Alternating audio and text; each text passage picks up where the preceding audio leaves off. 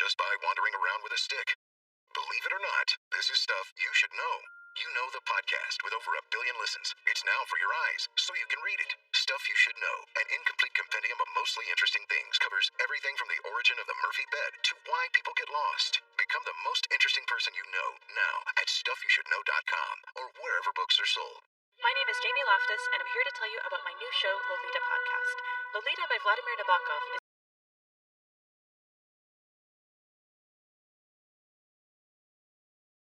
one of the most controversial works of all time, and our culture has done its protagonist a huge disservice over the years. I've spent the last few months getting to the bottom of how America turned this abused young girl into a sex symbol, and what that says about us. New episodes drop weekly on Mondays. Listen to Lolita Podcast on the iHeartRadio app, Apple Podcasts, or wherever you listen to podcasts. Thanks for listening to the Herd Podcast. Be sure to catch us live every weekday from 12 to 3 Eastern, 9 to noon Pacific on Fox Sports Radio and FS1. Find your local station for the Herd at foxsportsradio.com or stream us live every day on the iHeartRadio app by searching Herd.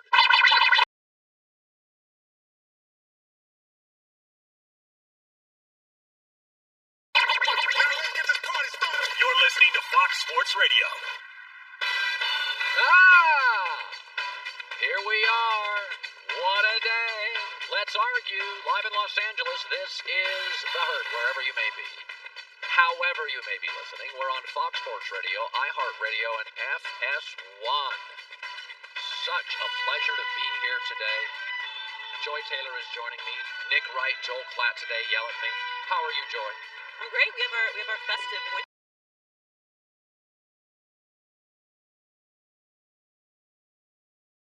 scene.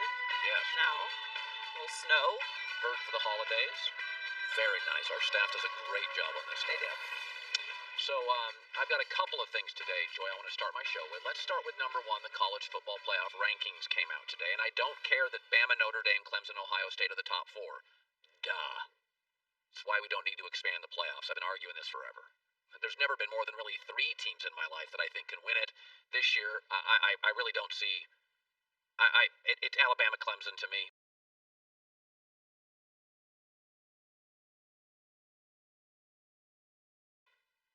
I don't think Ohio State's defense is good enough, but let's move on to the really important stuff to me, is that Florida has 2 losses, Georgia has 2 losses, and they're ahead of Cincinnati. And yes, they are better than Cincinnati. One of Florida's losses is to the 5th-ranked team in the country, Texas A&M. Yes, they are better, and that drives you crazy. Colin, why play the games? Well, games are important. But I always tell Joel Klatt this, and he is outraged, and you are outraged. Games are not 100% of it. I consider a lot of things. What college football is trying to do, and they are right for doing this,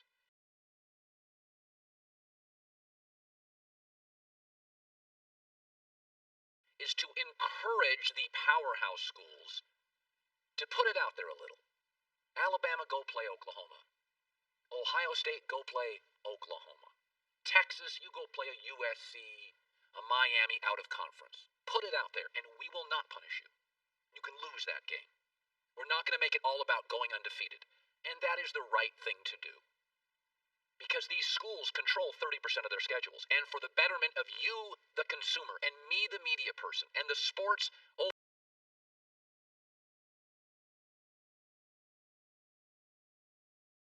overall health, you don't want Alabama playing Panera Bread 4 times a year. You want USC, you want Tennessee, you want LSU, Georgia. Notre Dame didn't have to schedule Georgia. They were 2 great games. And Notre Dame's going to do it again. Notre Dame's on Ohio State's schedule 2 times in the next 3 or 4 years. They're going to be underdogs in those games, but it makes the sport better. So I don't just look. We're trying to encourage that, not have all the big dogs petrified at records and ducking that so you get a September of college football that is just awful.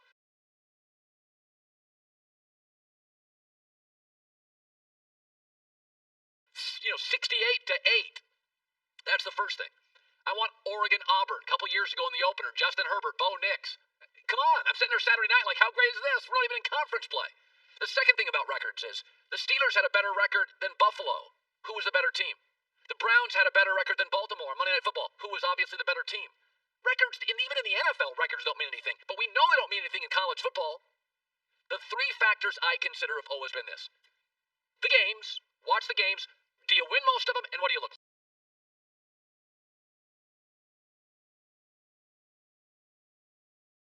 Number 2, What conference are you in? Okay, 7-1 in the SEC is a hell of a lot harder than 7-1 in the Pac-12. And I live in LA and I'm a Pac-12 fan. You lose a game in the SEC or two, you're playing in front of 104,000 people. Humid, crazy, you can smell bourbon in the air, and you lose by a field goal, and I'm supposed to be punitive against that? No, I'm going to be punitive if you lose a Pac-12 game on the road, played at noon in front of 41,000 people. Where you can hear your coach talking the sidelines. So, I watch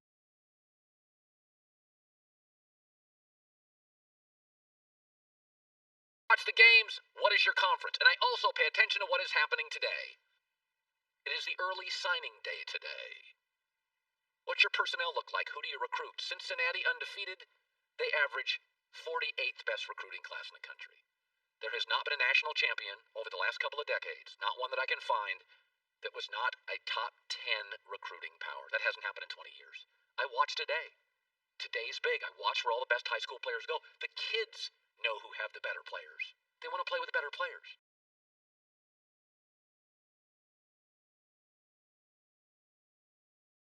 And you're all arguing about it as media and adults? The best quarterbacks in the country are going to the best schools because they want to throw to the best receivers and be protected by the best left tackles. The 17-year-old kids know where all the good players are. And you're trying to tell me Cincinnati's got more than Florida? Then why isn't Cincinnati beating Florida for players? Because the kids know where all the good guys are. So as an adult, try to be smarter than 18-year-olds because they're telling you where all the good guys go. By the way, if a kid didn't throw a shoe in the Florida game, we wouldn't be having these conversations. That's the only reason we're having them. Some young kid made a mistake and threw a shoe.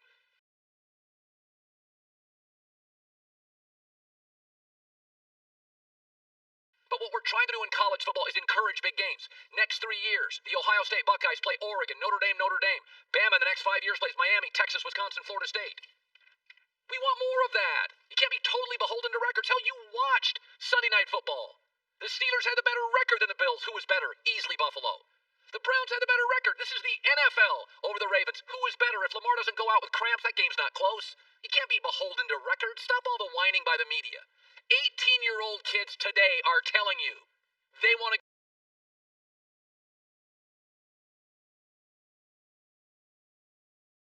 go play with the best players.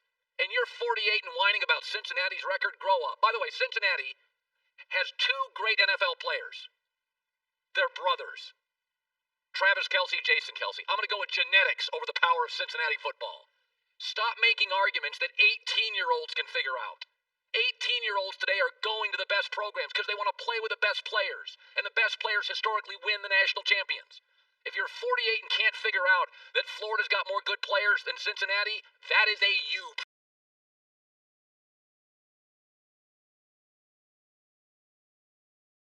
problem, not mine. Go Gators.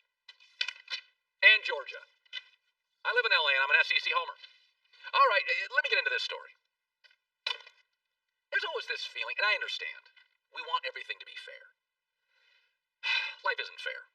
I didn't grow up with a lot of money. I had good parents, but divorces. I mean, I had to work 2 jobs to get through college.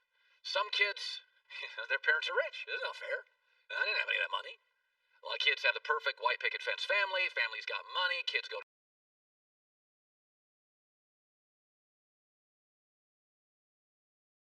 Stanford, and it's an easier path perhaps than me going to a directional school.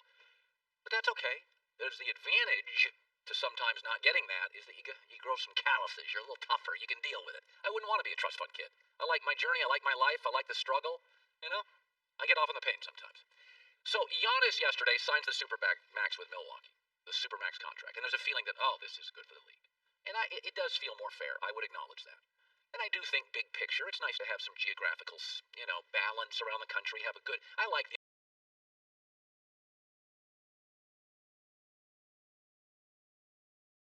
NFL's got Kansas City's good and little small town Buffalo's good. And then the Rams are good too. I like that. But that doesn't mean it's better for the NBA. If Giannis is so great in Milwaukee, then why do they put their playoff games on at noon where you can't drive revenue? It would be much better for Giannis to go to Chicago, LA, New York, and Miami because then they'd put him on at prime time. And that's why the NBA makes $3 billion a year. They put their stars in prime time. I've watched the NBA my entire life.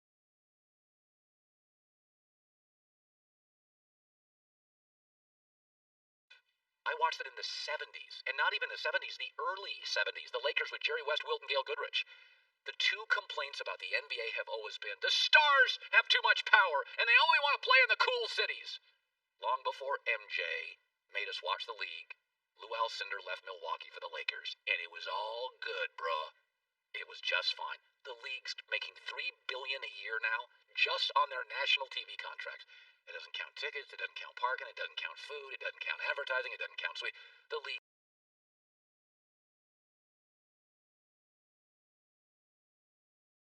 is swimming in cash. The league would have been fine wherever Giannis went. The key to the NBA, though, is the more thrilling it has been at the top, the less we give a rip and complain about the bottom. When Magic and Larry Bird in the 80s were in the finals every year for a decade, nobody gave a rip about the bottom. Movie studios don't care about the bombs if you got Star Wars or Jason Bourne and you're making hundreds of millions or billions for the Avengers. Then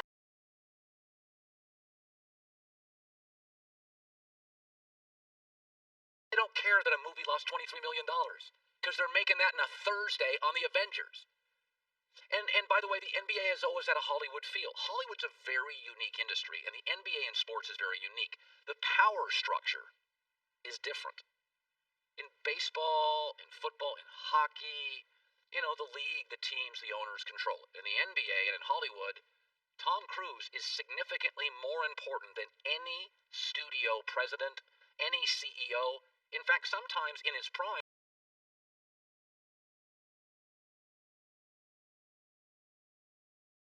Mission Impossible and Tom are bigger than an entire movie studio.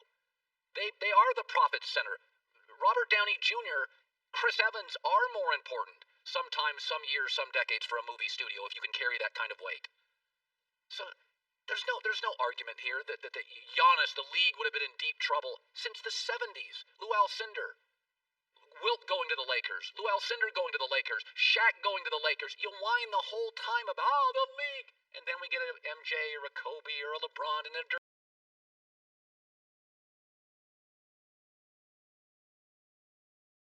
Durant and a great player and a D Wade, and we fall in love and we watch and the league makes money. I don't think the league is necessarily better the more I think about it that Giannis went to Milwaukee. It does feel more fair. There's some symmetry here that I think is good. I like to see Midwest teams. It gives it texture and fabric that I think is important. The NBA's bigger problem is not the bottom of the league. It's the top isn't quite as thrilling as we want it to be. KD got hurt, and Steph got hurt, and Zion's not quite there, and there is a little LeBron fatigue going on. It doesn't bother me, but there's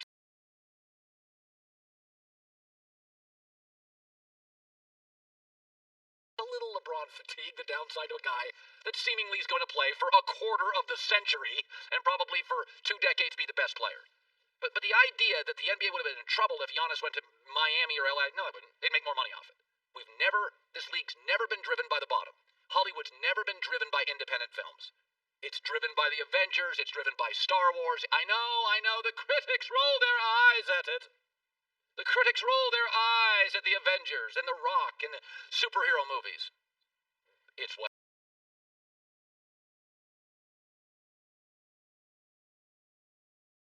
drives all the revenue, not your quirky little independent film about Napa.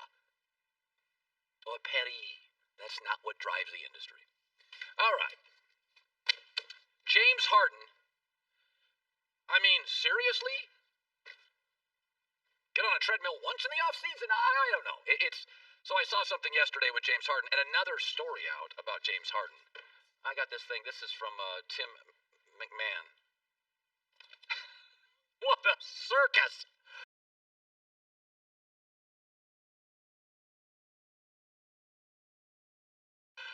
The Rockets were with James Harden. I'll discuss that coming up. Be sure to catch live editions of The Herd weekdays at noon Eastern, 9 a.m. Pacific on Fox Sports Radio, FS1, and the iHeartRadio app. Let the whole world sing along. Let the whole world sing along. Let the whole world sing along. Let the whole world sing along. Hey there, it's Leanne Rhymes. These days it's pretty easy to feel way too overwhelmed and disconnected, not only from each other but ourselves. My new podcast, Holy Human, focuses on living our best, fullest lives by expanding into our most complete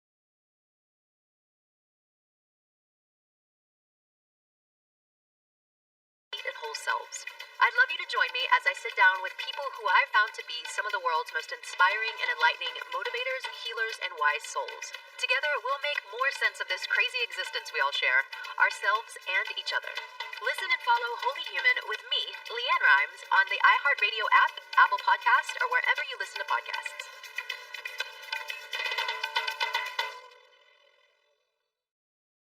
Do you ever think about how you're gonna die? I think I'm going to choke to death, specifically on a Cool Ranch Dorito.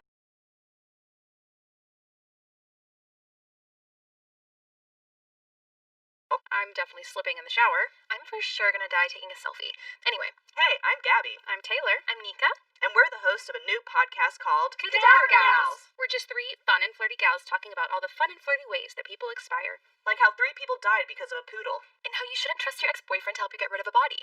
We'll also find out about all of Nika's boyfriends. That is untrue, and we will find out that Taylor's a horse girl. And Gabby is... The best one. Okay, Gabby. Basically, this podcast is kind of like Sex and the City if they only talked about dead people. Join us as we laugh, but mostly cry, in the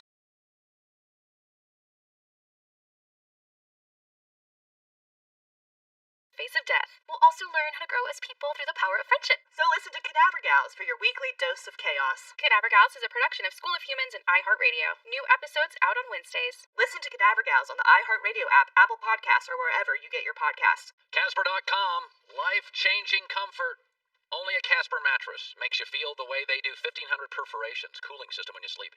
Good to have you back. Nick right around the corner.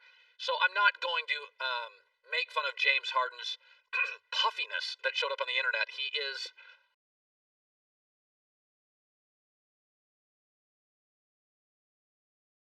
a little out of shape, but whatever. There's just no reason to go there. I'm a professional. But this story, Joy is my witness, Goulet, when he pays attention, is my witness. I have been on this for 2 years. This is what I've been told by several sources. It now is out. Congrats to Tim McMahon for writing this. The Rockets essentially, according to his story, basically the plane left when James said it left. The practices started when James said it started. It was his organization. One of the quotes, we knew who the boss was in the organization.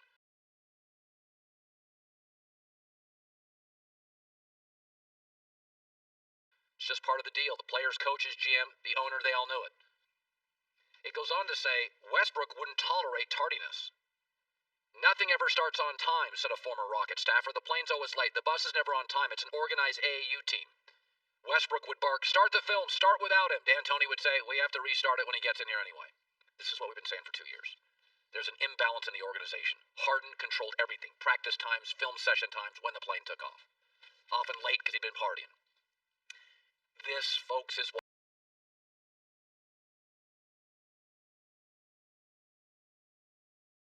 I never take James Harden as MVP, James Harden top 10 player all time seriously. He's just a scorer.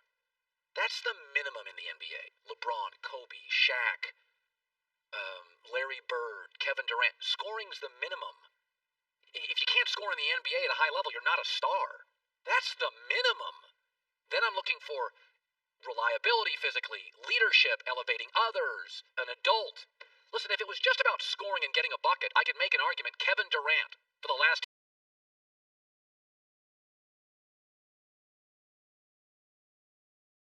10 years, you choose him over LeBron situationally. If you needed a bucket, LeBron, KD takes the shot. I'd probably choose KD. But where LeBron completely separates from Kevin Durant is physical reliability, leadership reliability, emotional reliability. That's what makes LeBron, not just the points. What's funny about the NBA is that you think scorer is synonymous with leader. It's not. Scorer's scorer, and leader is leader. Bill Russell didn't score. Magic averaged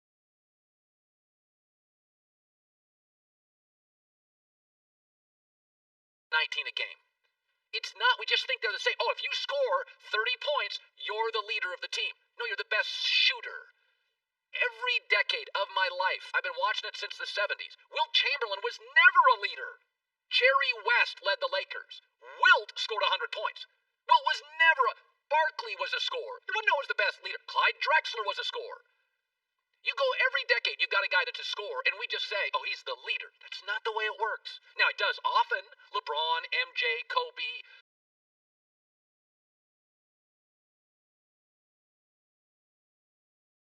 bird. Yeah, it works a lot. Probably 7 out of 10 times it works. Maybe 8 out of 10. But Harden is a scorer. That's it. That's what he doesn't defend. He doesn't elevate others. He's not reliable in the playoffs. But Colin, he plays every night. All right, sure, great, yeah. I mean, that's, again, isn't that kind of the minimum? You're around 75 out of 82 games a year? It's the old Chris Rock joke. I love my kids. That's kind of the minimum. We should start with that. I love my kids. I take care of my kids. Well, yeah, again, that's kind of the start with there. Do you elevate them past survival is hopefully the goal to be a good parent. And so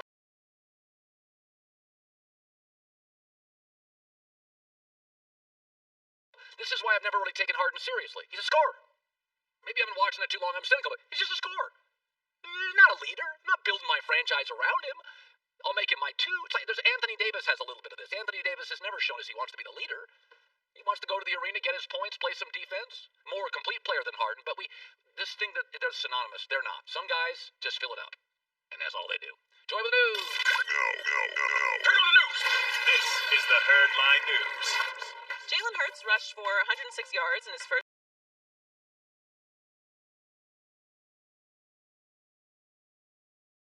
game as starting quarterback. A big part of Hurts' success was his ability to make plays with his legs, and Doug Peterson said that defenses often have trouble adjusting to a mobile quarterback. A lot of times they don't account for him. Anytime you can create a passing lane and you got a quarterback that can push up in the pocket and then separate from there, it just stresses the defense. So that's where some of the big plays, can really show up. It's kind of what you were saying with the Saints. I saw Brian Baldinger's a former NFL player, NFL Network. He goes online and does these videos. And he really teaches me football. He had one yesterday on Lamar Jackson that was so good. And they ran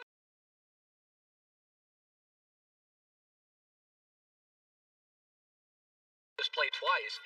Nobody accounted for Lamar. And they made it look different. And Brian does, I don't know Brian, but he does a great job of breaking down film. And it's the point is football defenses aren't designed to defend a great athlete at quarterback because they want to double a receiver. There's certain situational areas where if a quarterback's fast, we don't have a defensive player who matches up. He's matched up on the receivers. And traditionally, the best athlete does not play quarterback. So that's why the league is becoming more of a scoring league. Rules, and you don't really want to have to face a quarterback who's faster than your safeties, linebackers, and corners. I'd be interested to talk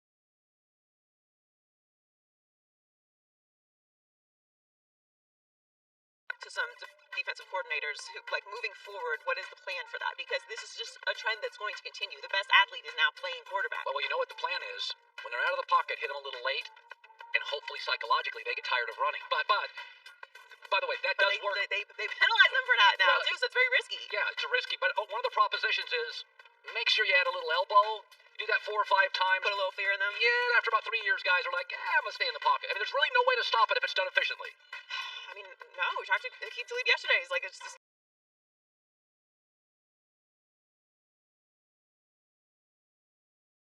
They hate it. Defenses hate going against running quarterbacks. It's very hard to account for them. And this weekend, they're going to be playing another running quarterback, so that'll be an exciting game, Eagles and Cardinals. So the Packers are currently in the top spot in the NFC and have everything working on offense, and Aaron Rodgers is very happy with the way his team is playing right now. Yeah, we're playing great football. Now we can say it. We're 14 weeks in. 13 games and a bye. So, yeah, now we can say it. We're having, a lot of success on offense. I think we're number 2 in yards. Not sure where we're at in points per game. We're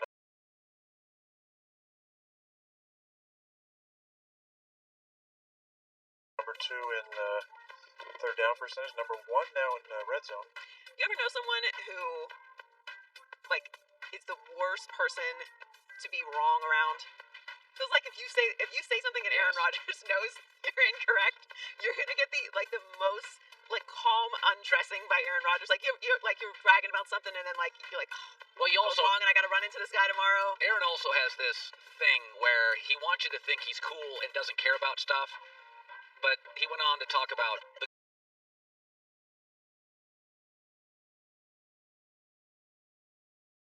GOAT thing, and he's got it all in his head. He just wants you to think he doesn't care about. When people say they don't care about stuff, they care more than they're willing to let on they care about stuff. Yeah, I mean, if you don't care about something, you just simply don't talk about it. The idea that Aaron wouldn't care about some GOAT conversations, well, he's in some of those, so of course he cares. And as he should. Yes. He's somebody who's going to leave a very storied legacy on the NFL.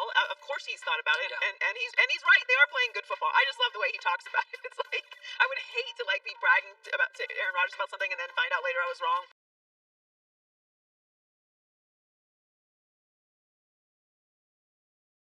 you're going to run into him the next day, he's definitely going to let you know. But they are atop the division and atop the NFC right now.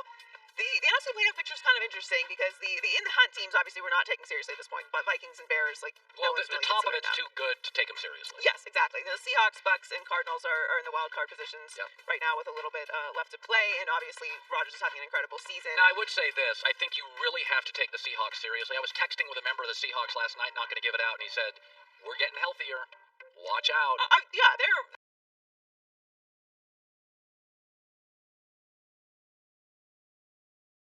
a real team. The Seahawks are just very inconsistent. Chris Carson's healthy. Rashad Penny is supposed to play this week, so they'll have their top 2 running back talents and the 3 backup running back talents. Watch Seattle's run game starting this weekend. So finally, as you just mentioned earlier, Giannis signed his 5-year Supermax deal worth $228 million yesterday. LeBron also got a new contract earlier this month, and he had an interesting response when he was asked about Giannis' situation. I don't know if I can relate to his situation. All of our situations are different. Totally different, actually. They tried to build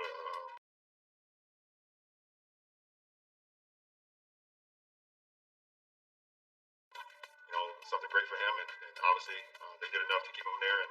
And I think it's great that he's staying there, he's committed to that franchise. Well, he's right. He can't relate to that situation because Cleveland did not do everything that they could do to keep him in Cleveland. Milwaukee has done a very good job considering the market and its lack of glamour. They've done a very good job to give him. They drafted Chris Middleton. They got Drew Holiday. So they've done about as much as they can. It's not a free agent hotbed. It never will be. So Milwaukee's done a much better job than Cleveland did with LeBron. Not close. And I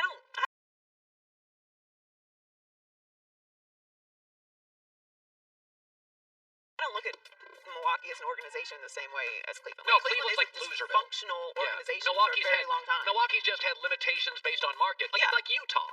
Utah's a very well-run organization. There are certain limitations in the free agent market, but Milwaukee's well-run. The coach, the scouting. It's a class organization. 100%. That was never my question with Giannis there. It's a matter of, as you said earlier, is Giannis going to put himself in a situation where there's a lot of pressure on him, like LeBron did going to Miami? You left and it's not Giannis' hometown, obviously, but you left Milwaukee, a small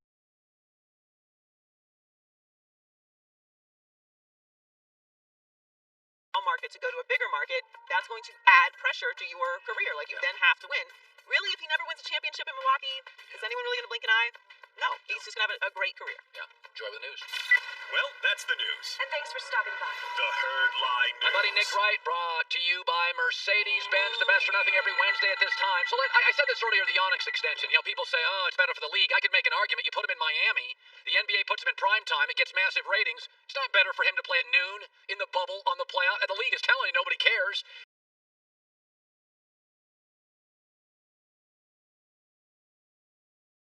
So what do you make of the extension? Well, I do think it's good for the league in a number of ways. One way is that I think we need great players staying in the East. And, it's crazy what's happened. LeBron goes out West, and all of a sudden, everybody wants to go East. James Harden says, send me out East. Kevin Durant goes out East. Giannis is like, I'm good. I'll stay right here. Now, Miami would have been out East as well. It's just wild how that works. But what I will say is this. If you are a fan of the Mavericks, and you're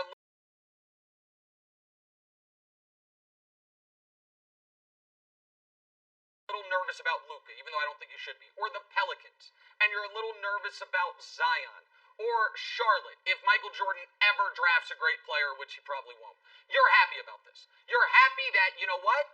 Here is a sign that if we draft the right guy, he might choose to stay more than just the 7 years he's basically tied to us with his rookie deal. Now, one other difference, I heard you play the LeBron audio, between Giannis' situation and LeBron's is not just that LeBron in this first time around in Cleveland got to the finals in year 4, pardon me.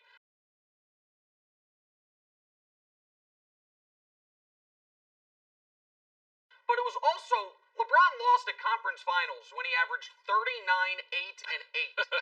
Giannis has lost these playoffs in part because Giannis has not been good enough. And I adore Giannis. Yes. But one of the reasons I think he can be confident staying in Milwaukee is I think he can look himself in the eye and say, the team was good enough. I wasn't. I need to be better in these big spots, and he just turned 26. I believe he will be at some point. Story on James Harden. I'd been talking about this on the air for about a year, about he runs practices, the plane takes off.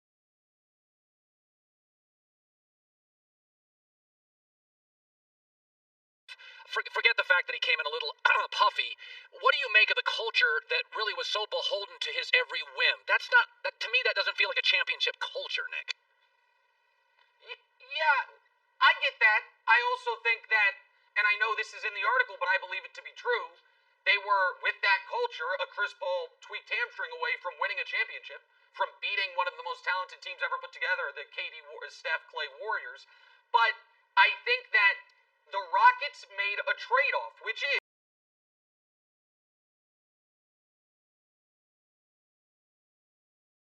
to James's credit, no matter how tequila-soaked he may have been, he was dropping 40. Yeah. He wasn't missing games. He wasn't load managing. He was always there. He was playing through injury. He was playing heavy minutes. But I do think that it is something of an indictment when a guy like Russ, who really likes James as a person, gets there and says, you got to be kidding me. This is how you guys do business, and I know people can fairly criticize Russ's game, but his approach, his work ethic, those types of things are unimpeachable. And so I do wonder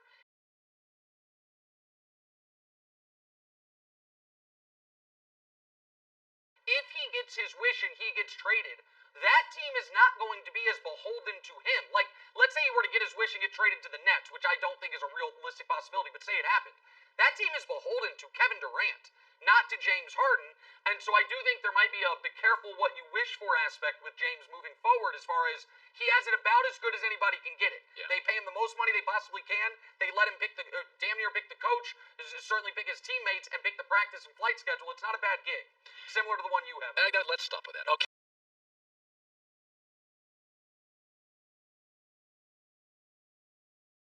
So, people in Cleveland just want me to give Baker credit, and it's like, I was sitting here this morning thinking, you do realize he was the second best quarterback Monday night. I mean, if Lamar doesn't get cramps. No, he wasn't. Oh, you don't think he... God. Lamar Jackson's so much better than Baker Mayfield. God. Are you really... Okay, overall, Yes, sure, yeah. but not Monday night. Lamar's the defending MVP, but Monday night he wasn't. Lamar had 80 yards in the first 3.5 quarters. He completed 6 passes. I like Lamar a lot, but come on. Can we... Baker against the Titans, the best first half anyone's done had in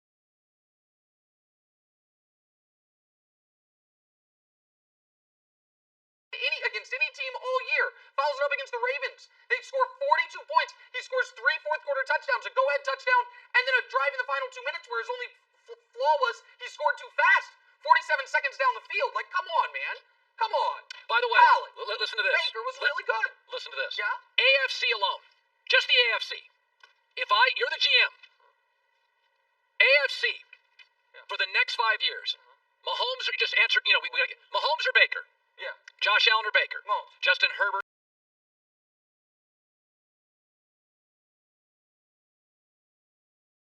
or Baker? Baker. Justin Herbert. Okay. Deshaun Watson. Joe Burrow. Sure. The Jets number 1 pick, the Jags number 2 pick. Josh Allen. I have 9 minimum I choose over Baker next 5 years, and I'm not counting Ben or Tua. Ben's old, and Tua, give me another 7-8 games. That's all I'm saying. I mean, again, Okay. He's got the best offensive line. He's got a fortress of offensive talent. He lost Monday. I mean, what do you want from me? I scored 42 points. What I want from you is common sense. I scored 42 points. We're playing.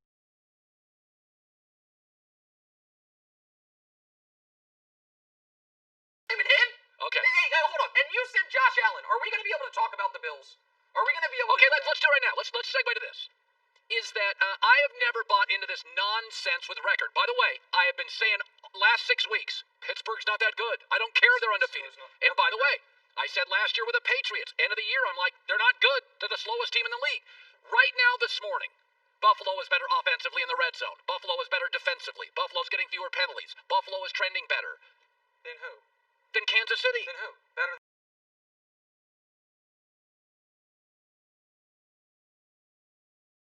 than who? Kansas City. My God! What? I'm wrong. You didn't say that. No, they're number You're 1 wrong. Yes. They're the Oh, better you're team wrong. today. Yeah, you're wrong. No, they're not. And in fact, you know what? I can't even put you... I have too much love, respect, and adoration for you to actually try to do a Kansas City versus the Bills debate because it's too galaxy brain insane. So I'm going to do something much more straightforward. I'm going to test your mettle on how much you believe in the best team in football, the Buffalo Bills. I'm ready for it. So I'd like to make a wager. I'd like to make a wager with you, Colin.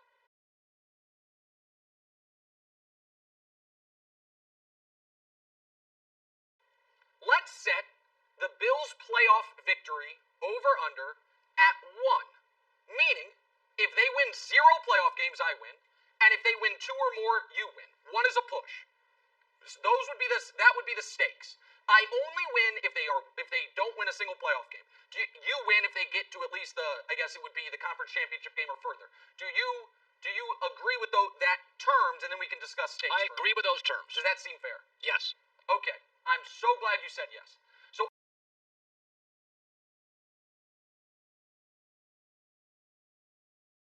obviously, there's no sense in betting actual dollars with you. You wouldn't know if you lost it. So come on. Let's bet this. Can we show this? The loser has to do this in homage to the Bills Mafia. I really hope we have this video ready, or else this entire bit is not going to work. Yeah, there we go. There we go. On TV, if the Bills make the conference championship game or further, I will do that. And if they go 1 and done in the playoffs, you will do that. Preferably Joy with the mustard and ketchup in hand, but you can negotiate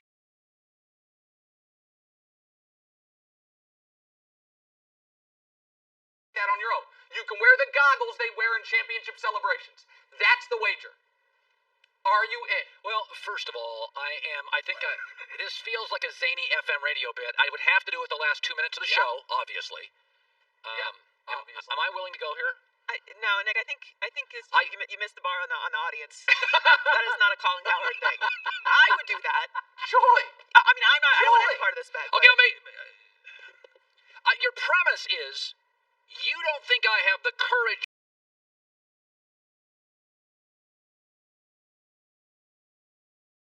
or guts to say the Bills are going to be in the AFC Championship, and I'm saying they are going to be. Yes. They are going to be in the AFC Championship, and they're going to meet Kansas City. Absolutely. That's what's going to happen. Right. And I'm not even going to ask you to pick them to beat the Chiefs because that's a bridge too far, even if right now you have them ahead. I'm not even asking you to do that. And the only way I win is if they win no playoff games. They have to go there. I almost want to do a who wins more playoff games, Bills or Browns. Okay, time out. But I don't want this to be polluted All with right, fake. time out. Yeah. So if they win 1 playoff game, it's just a push.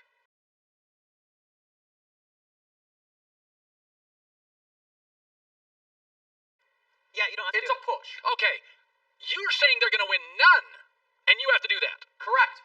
Okay, I'll do the bet. Yeah. If they win a single playoff game, yes. Yes! So basically... Whoa, I can't believe I got you to do it! Okay. I can't believe it! So, if it's 1, neither one of us... No. If it's 1, you have to do it. Correct. If it's 1, it's a push, nothing happens. If it's 0, you do it. If it's 1, nobody. If it's 2, 3, or 4, it's all on me. Hits me right in the forehead. Okay, I'll do the bet. That's how it works.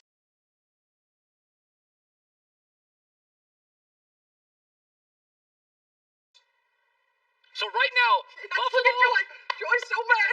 I can't believe that I allowed that to happen. Basically, they have to win a playoff game. I'm so They play the happy. Colts today. Yeah, that's all.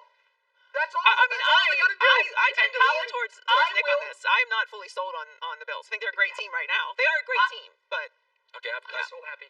Can I just say something real quick, Colin? Do you remember when the Chiefs were struggling with the Raiders a few weeks ago? Yeah. And you called me mid-third quarter, and I gave you the bleep you button because I didn't want to hear your mess.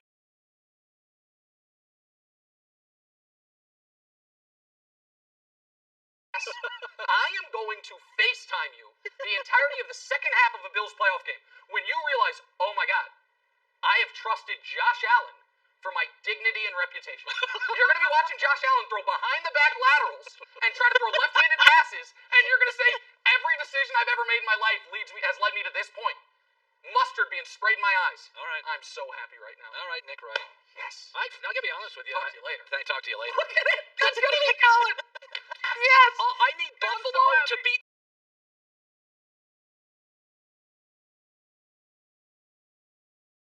the Colts at home. I would not have made that bet. And the only way it's better? Oh, I'm gone now. Yeah. I don't know if I'm still in the air. You are, Nick. The only way it's still better is if they play the Browns. Can you imagine if it's Baker who does it to him? Oh my God. I said I wouldn't. I participate in zany FM shenanigans like that, and I wouldn't have done that. All right, I'm way late. I gotta take a break. Back in a second. Be sure to catch live editions of The Herd weekdays at noon Eastern, 9 a.m. Pacific. Hi, this is Bowen Yang here, and if you're as excited as I am about the upcoming 4th season of Search Party on HBO Max, then you'll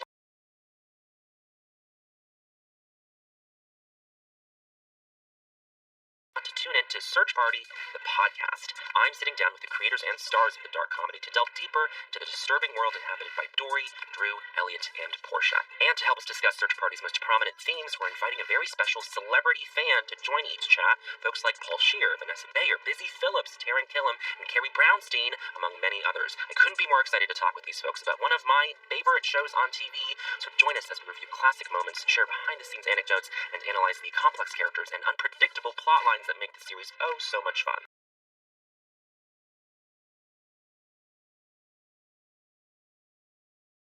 Search Party Season 4 comes to HBO Max on January 14th, with Seasons 1 through 3 available now. Meanwhile, subscribe and listen to Search Party, the podcast, on the iHeartRadio app, Apple Podcasts, or wherever you get your podcasts.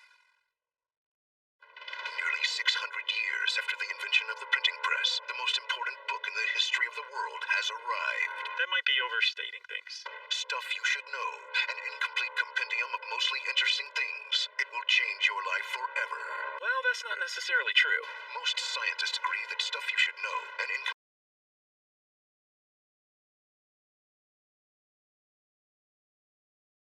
compendium of mostly interesting things is proof that time travel is possible.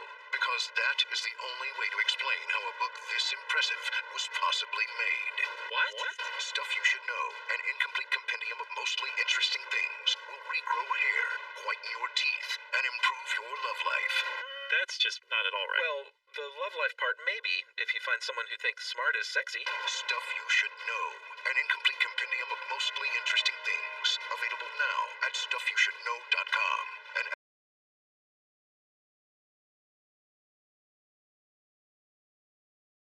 everywhere you buy books. Now that is true.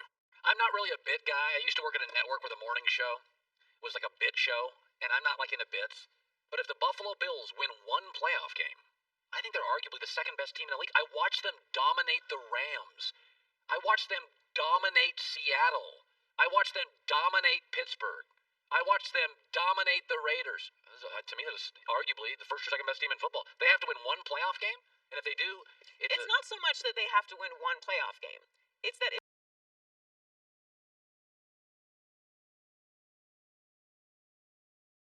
they don't win the playoff game. First of all, great coach, great quarterback.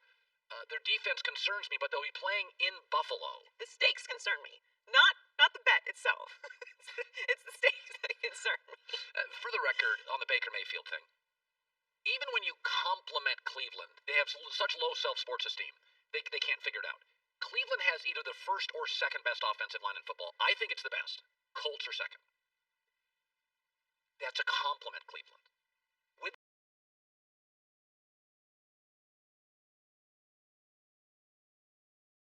the best offensive line in football, Baker Mayfield has the 31st highest completion percentage, 18th in yards, 12th in touchdowns, with great tight ends and great wide receiver talent. He was the second best quarterback in the game Monday. Ask yourself this. You're a general manager. Next 5 years in the NFL, I would take Patrick Mahomes over him, Josh Allen, Justin Herbert, Joe Burrow, Lamar Jackson, Deshaun Watson, and I love Derek Carr. He's more of a grown-up. I would also take the Jets' number 1 pick and the Jags' number 2 pick. And give me 5 more games, and I like the maturity and accuracy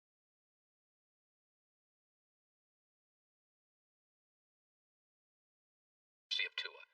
That would be 10 of 16 AFC quarterbacks. Cleveland's got the best offensive line in the league. Do you remember what Dak Prescott looked like when he had the best offensive line in the league? He was 13-3 as a rookie. The last time a quarterback in this league, had the best running game and the best offensive line was Dak Prescott's rookie year. He went 13-3 in the better NFC. Baker's 31st in completion percentage with a star receiver and 2 star tight ends and 2 star backs and the best offensive line. I'm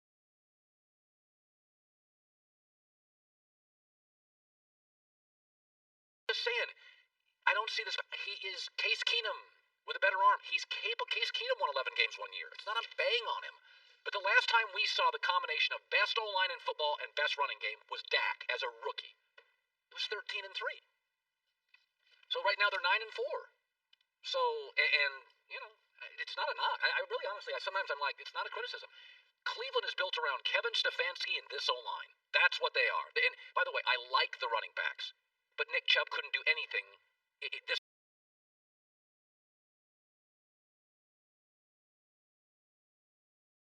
offensive line. We've seen Zeke as the Cowboy offensive line has deteriorated. Zeke's not special. Like you do need some help on the offensive line. Cleveland's O-line is stacked. Stacked. They're paying a swing tackle $5.5 million. Doesn't start. They're stacked. Joel Klatt next hour. It's the streaming service you'll love. Discovery Plus. Exclusive originals. It starts next year. U.S. only. Plus some favorite brands like HGTV and the Food Network. Discovery Channel. The Herd.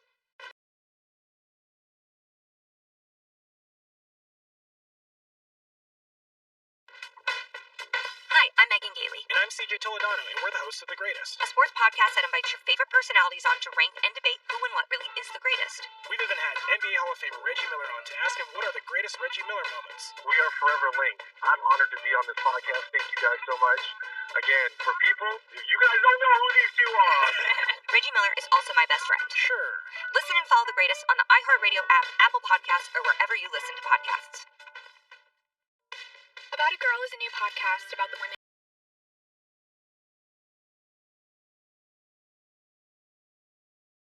behind musical legends, the ones who inspired, loved, supported, and challenged these icons on their way to greatness.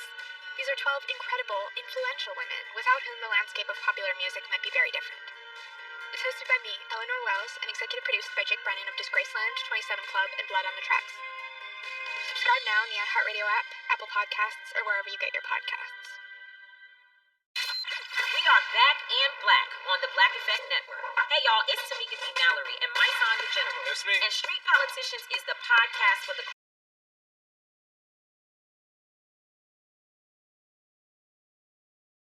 culture. We will be breaking down social and civil rights issues, pop culture, and politics on our podcast every Wednesday. We will have special guests as well with local activists to join the show discussing political issues going on in their community. Listen to Street Politicians on the iHeartRadio app, Apple Podcasts, or wherever you get your podcasts. That's right. My name is Lowell Berlanti, and I created the podcast Prodigy to find the answer to a very complicated question. Can genius be created? I asked academics,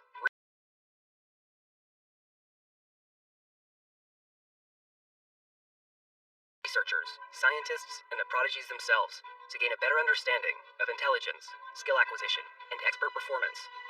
So disregard all simple explanations, because complex questions require complex answers. Listen to Prodigy every Thursday on the iHeartRadio app, Apple Podcasts, or wherever you get your podcasts.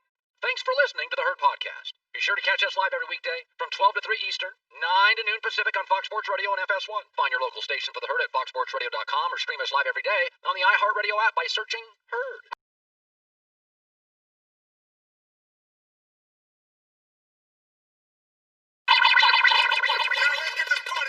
You're listening to Fox Sports Radio.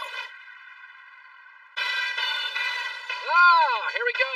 Hour number 2 on a Wednesday.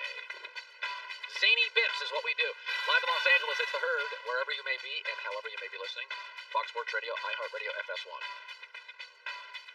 I did Zany Radio Bits like 10 years ago. Oh yeah, I did Zany Radio Bits not 10 years ago. Yeah. So we'll see. But The Buffalo. I'm available for that stuff.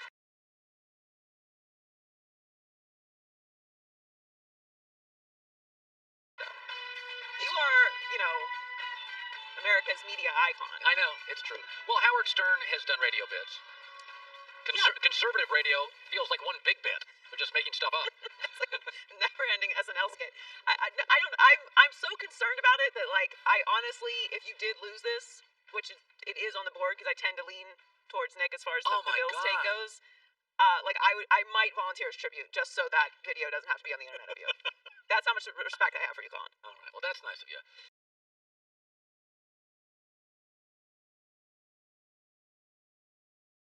So, listen, Aaron Rodgers said something yesterday, and he tried to create an argument that doesn't exist. So he's talking about GOATs, the greatest of all time. He's on the Pat McAfee show, and here's what Aaron Rodgers said.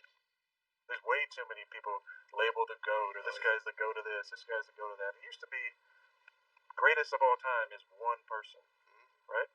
But now, because there's way too many GOATs, I think you have to break it out into specific categories. Best winner of all time, person who's won the most championships, best player.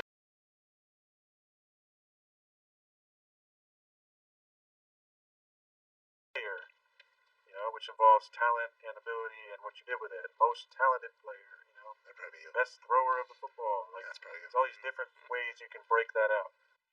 No, nobody does that. Aaron, there's one GOAT, it's Brady, it's not you. Nobody breaks it up like that. You want us to. Nobody breaks it up like that, Aaron. Michael Jordan's the GOAT. Wayne Gretzky's the GO. He's like the chosen one, or what do they call him? The great one. He's just the GO. And then there's like Michael, and there's Brady. And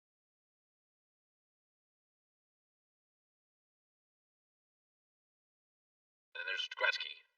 And it was like Pele. Nobody, Aaron, is doing that. I will, though, say, of the 12 greatest quarterbacks I've ever seen, I've always looked at them differently based on a lot of factors. I would say, of like the 12 best quarterbacks I've ever seen, and here's the three groups. I would put them in the super talented. And to me, that is Favre, Marino, Rodgers, Elway. Some won a championship, some didn't, some won a couple. God gave them something that nobody else had. Arm strength, release.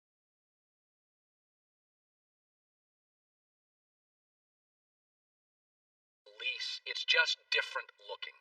Favre, Marino, Rodgers, Elway. It just looks different. I would say there's the super winners. They also had talent, but maybe it was their leadership, their coach. They just played in big games forever, and they seem to win a lot of them. Bradshaw, Aikman, Brady, Montana. And then I would classify the super unique. Breeze is the most accurate thrower of the football I have ever seen. Russell Wilson's the single greatest playmaker. Peyton Manning changed the game intellectually.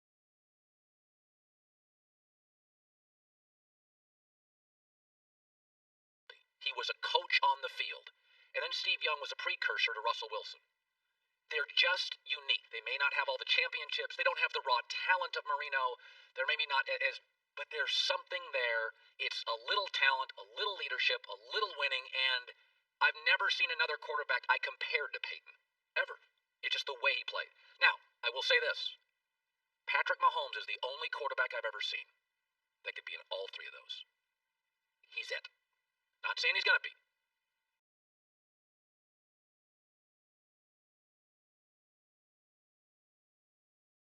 And I need to see. We're really, he's been at the party for about an hour and a half. Let's see a couple more years. It's the only quarterback that he's unique, left-handed throws, sidearm, talent. It's absurd. And he has a chance with Andy Reid to join the super winner. And in my life, I couldn't put one guy in all three. Mahomes is the only one potentially that can get there. But Aaron, nobody's talking about best arm is GOAT. That doesn't exist. That argument, nobody's talking about that. Yeah. All right, let's bring in the voice of college football, Fox Sports college football analyst. We disagree a lot, Joel Klatt.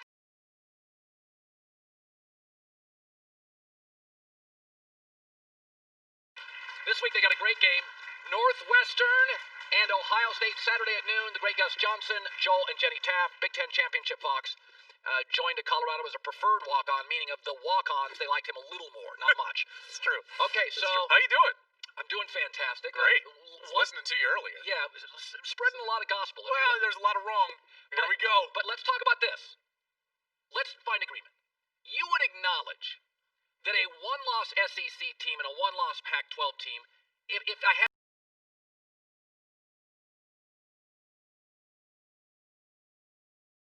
to push you on it, generally if you had to guess, you'd say SEC team plays in 100,000 seat stadiums, more NFL players, a little harder. Yeah, like A&M's better than Colorado.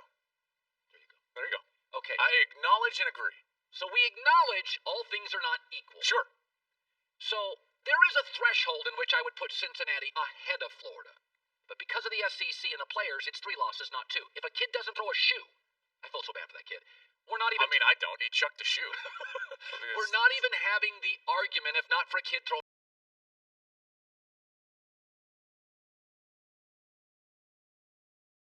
a shoe. Well, I mean, let's not let Florida off the hook. It's not like LSU is world beaters rolling in there. What were they, 28-point dogs, starting a true freshman in his very first start? They had 54 scholarship players in a week in which they talked about 20 players transferring out of there, and Ed Ogeron's losing all control, and they roll out there, and you're blaming a shoe throw? It's like, well, Florida should have beat them.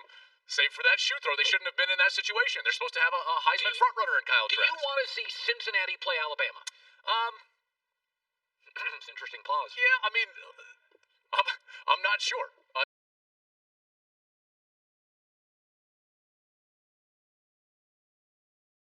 I'm not sure. A I lot don't of think us that. Well, let's be honest. In college football, there are very few, if any, years that you can argue that the 7th, 8th, 9th, 10th best team in the country really deserves a shot at the national championship. That's where you and I have always agreed. That's where and I've said that for years, right? And there's no doubt about that. However, I think the frustrating part for me when it comes to the playoff committee, right? Like our system right now in college football is that it's wrought with contradictions. And that's what's frustrating to me. The reason it's not 8 and it's 4 and we only like expanded a little bit from the BCS National Championship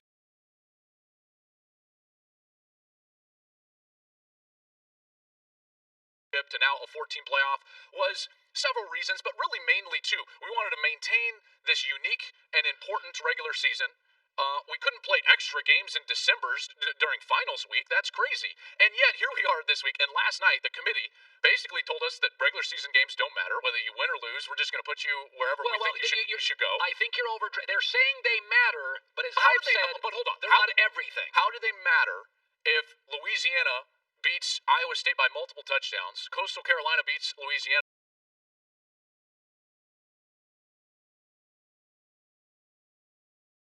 and then Iowa State and Coastal are ranked where they're ranked? Like, so clearly they don't matter. The fact that Cincinnati dropped a spot and Florida dropped a spot, one spot each, in a week in which Cincinnati didn't even play, and Florida, as I just talked about, they were 28-point favorites. They were playing a team that had 54 scholarship players, starting a true freshman quarterback in his very first start. By the way, I mean, you were at home. You should win that game. The committee isn't allowing Florida to play for a national championship. All the Maybe committee not. is saying is they're better than Cincinnati. But at this and I point, think they are. The fact that they dropped them only to where they dropped them leaves this glimmer of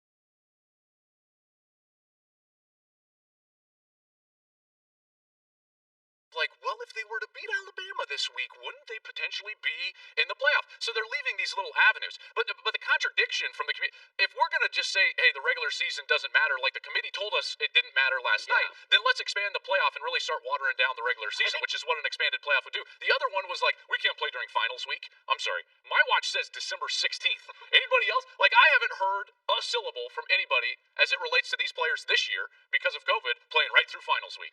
I think this is the difference. I've come to terms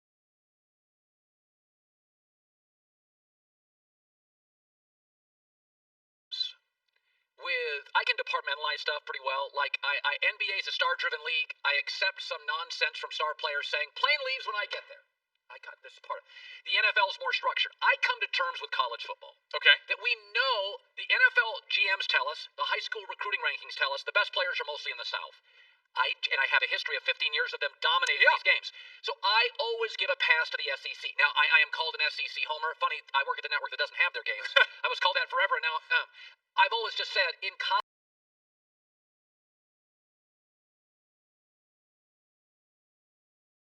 football, I lean South if I've got an argument. I just go with them.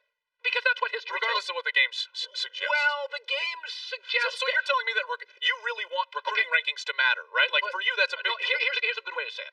If you went out and did, let's say you go out and do a Saturday game, and you go out and do a game, it's Ohio State, Penn State, and it's exhausting. You guys work your butt off. You get up early, you travel, you come home Sunday. You don't, Sunday morning you're in a fog a little bit. Sure. You have given so much energy to Fox, and you and Gus, and it goes, a couple years ago, Ohio State, Penn State, I'm thinking, you're flying home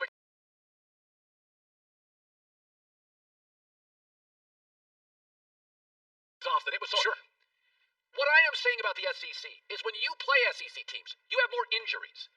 There's no doubt. So the SEC teams, there is a little roller coaster effect that if you go to LSU and win, you have 7 injuries. The following week you lose. I'm like, yeah, but part of it is because you played LSU. If you're Cincinnati, I don't disagree with that. You play Memphis. I don't disagree with that. And I have been a big conference snob at times. I am.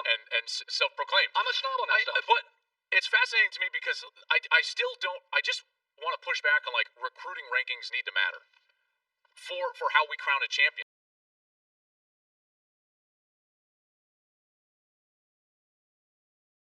That just doesn't make any sense to me. Like, it still needs to rest on the field. Results need to matter more than potential. They just do. I mean, look, Colin. I mean, you of all people should want results to matter. You didn't have any pedigree. You're just like kind of the weird guy with a squeaky voice from Portland. You went to Eastern Washington. They have a red field for crying out loud. Yeah, you didn't go to Syracuse. You're right. You have no pedigree. You're right. You shouldn't be in the chair that you're in, but you are. You know why? You're really good. You're really good. You can continue Results on that topic matter. if you like. All right. So it doesn't matter, folks See, at home. I get it. You think he's weird with a squeak.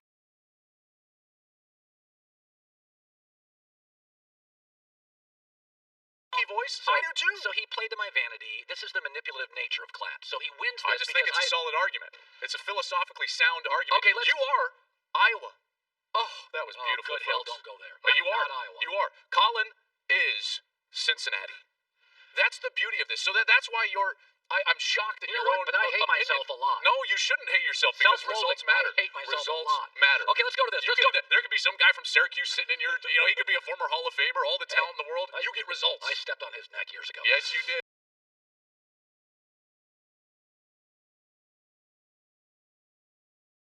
So Bama Results 1, have to Notre Dame matter. 2, Clemson 3, Ohio State 4. I'm going to throw this at you. I'm going to get so much hate for this. Uh-oh. I can see 3 of them winning a national championship. I can't see Ohio State winning. I don't like their defense. I don't think they can win it. And I have been fighting for them all year, playing 5 games, getting in.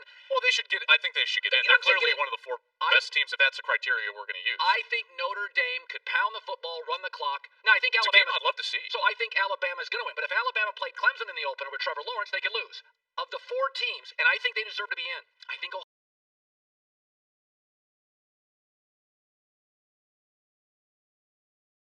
State's the weakest. That's my takeaway. The factor that you may be missing, let me just bring up 2. This is not a huge defense because, listen, I would not pick Ohio State even against Clemson. I would pick them against Notre Dame. I would not pick them. Sure? It would be a tight game, but I would pick them. I'm not saying why would you pick 10. Why would I pick them? Their defensive front 7 is very good.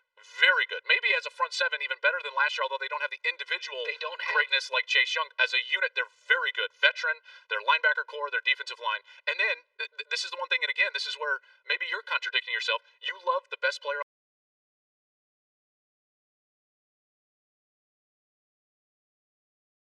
on the field, generally. Quarterbacks win games. Yeah, I do. Justin Fields is a huge factor in this. But you and I both agree Ohio State's defense doesn't feel as good this year. No, you're exactly right. The secondary is not as good. They're giving up more big plays. Their front 7 is good. And all I'm saying is that I don't think Ian Book is the type. Like, if they play Clemson, I'm worried for Ohio State because of Trevor Lawrence. Same with Alabama. Same with Alabama with their passing game. Okay, so you don't think Ian Book could take advantage of their secondary? That's correct. Okay. All right, that's fair. That's fair. That's the only thing. But I wouldn't pick Ohio State over Clemson. I wouldn't certainly pick them over Alabama. Alabama is the best team in the country.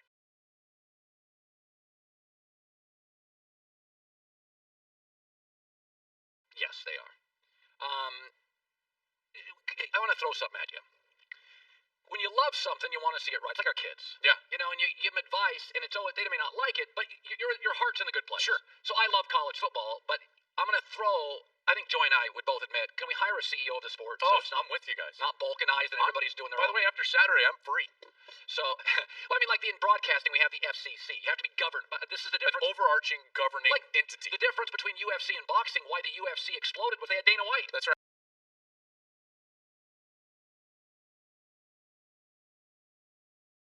A centralized figure that calls the shots and can be very unpopular. And can act on behalf of the sport. Yes. And not individual silos like within the boxing sport. promoters. That's right. exactly right. I brought up this analogy before on your show. I'll throw this one out. The easiest way to make it at least a little more even, instead of 85 scholarships, you go to 70. The NFL's more violent. They've got 55 guys there. I disagree because I am not going to be in the business of removing opportunity from kids remember, to go to school and earn a scholarship. Oh, boy, you throw that out Oh, there. well, I'm not, right? Like, I'm just... Listen, I mean, half these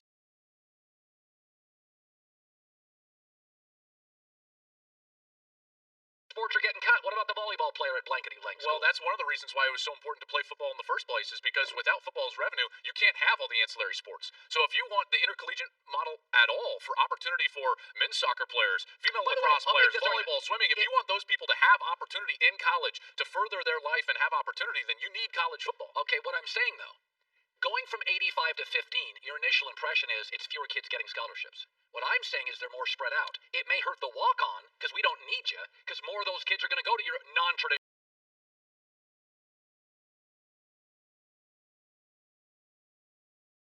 powers. I do think that the name, image, and likeness coming into college football may spread some of the best players out. And the reason is it would be more advantageous monetarily for a player, Colin, to go be the singular 5-star player at Utah in Salt Lake rather than being the 15th 5-star player in Tuscaloosa. Because it'll spread the quarterbacks out. Well, and I think it'll spread, so it would be better to be a big fish in a small pond from a monetary standpoint with name, image, and likeness than it would be to just be the 15th. Because right now,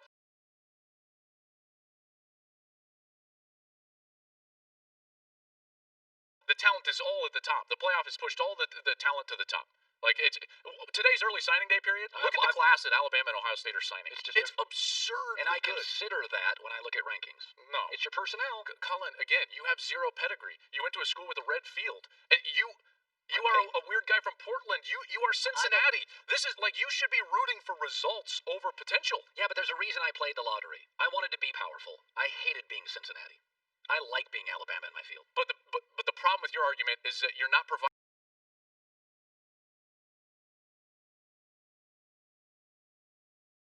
an avenue for that to happen. For that, you had an avenue because you were in a meritocracy and a results-oriented. People either listened or they didn't to you, and they listened because you're interesting. You have good arguments. Oh, I thought I was goofy and you didn't like me. Well, those are true. So I really like you and I like listening to you. It doesn't mean that you're not weird from Portland and have a squeaky voice and with no pedigree. Okay, so you keep changing the subject when I bring that up. All right, no, we had most agreement today. I think Joy and I have been on this. Like, could you hire a CEO for the sport? I'm with that. I'm ready for an overarching governing body. I brought up the analogy, and it's probably boring, but college football is like our country before the Constitutional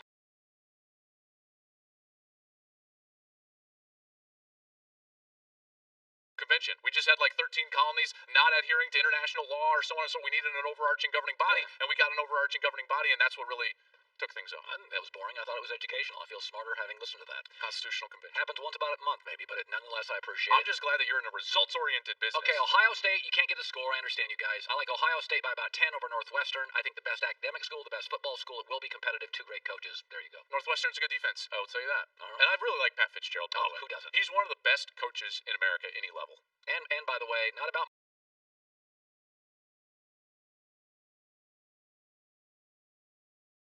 money, not about prestige, has been offered everything shy of the Bears job. He's been offered NFL jobs, college jobs. He loves where he's at. I'm proud of you. Why? You know that? Why? Look at where you're at. Oh, enough. Okay, that's a big share. You make years of consistency matter too, Joel. That's if exactly you right.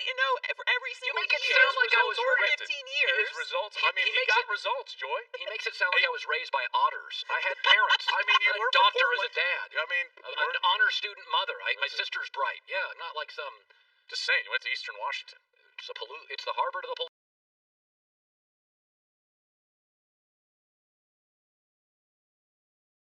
Don't you forget. Listen. I'm complimenting you. Look at you. I'm proud of you. You did it. Your time's up. Want more Herd? The Herd streams 24 hours a day, 7 days a week within the iHeartRadio app. Search Herd to listen live or on demand whenever you like. My name is Lowell Berlanti, and I created the podcast Prodigy to find the answer to a very complicated question. Can genius be created? I asked academics, researchers, scientists, and the prodigies themselves to gain a better understanding of intelligence, skill acquisition, and expert performance.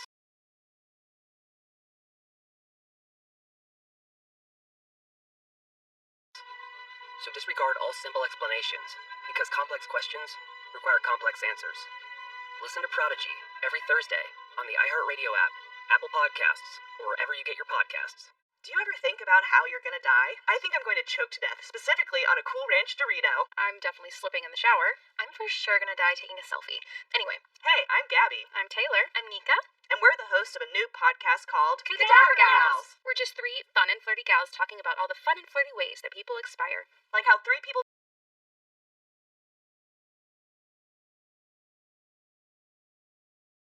died because of a poodle. And how you shouldn't trust your ex-boyfriend to help you get rid of a body. We'll also find out about all of Nika's boyfriends. That is untrue, and we will find out that Taylor's a horse girl. And Gabby is... the best one. Okay, Gabby. Basically, this podcast is kind of like Sex in the City if they only talked about dead people.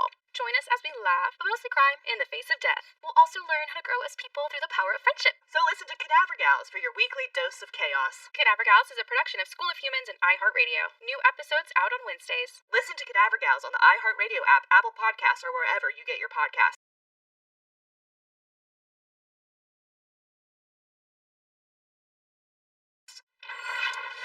Saturday, with a spot in the college football playoff potentially up for grabs, the Big Ten's best battle for the conference crown, number 14 Northwestern takes on Justin Fields and number 4 Ohio State in the 2020 Big Ten Championship presented by Discover.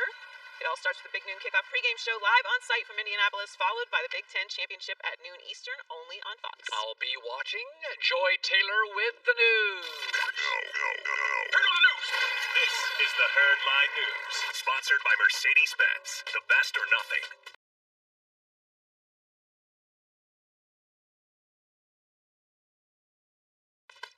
Reports have surfaced today that the Rockets created a culture built around James Harden and giving him whatever he wanted. According to multiple former coaches and staff members, the motto for the team was, whatever James wants. This included practice schedules, extended road trips in cities that Harden liked, and final calls on team personnel. One staffer even said James has never heard no before, and a former assistant said everyone knew that Harden was the boss and it was just part of the deal in Houston. You said something really smart, I think it was last week. You said the difference between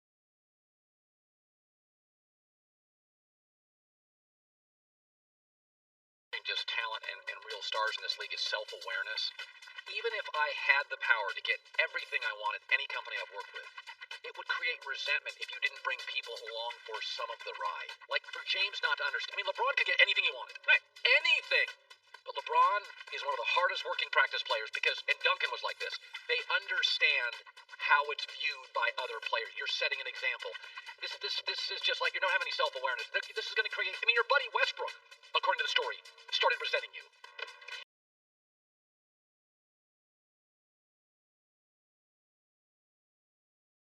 I mean, it would create resentment in any kind of situation. This would create resentment in a relationship. Even if you have someone who's a giver, if you're just constantly taking and you're not reciprocating, it's going to fail. If you have kids, you have a bunch of kids. If one kid gets everything and they're spoiled, the other kids are going to resent them. If it's a workplace and one salesperson gets all the perks because they're at the top and they don't give it to anyone else, like that's how it's going to go. It's just not a functional setup. Now, I don't blame the organization for doing that because organizations have to try and retain stars. You need stars to sell tickets. You need to be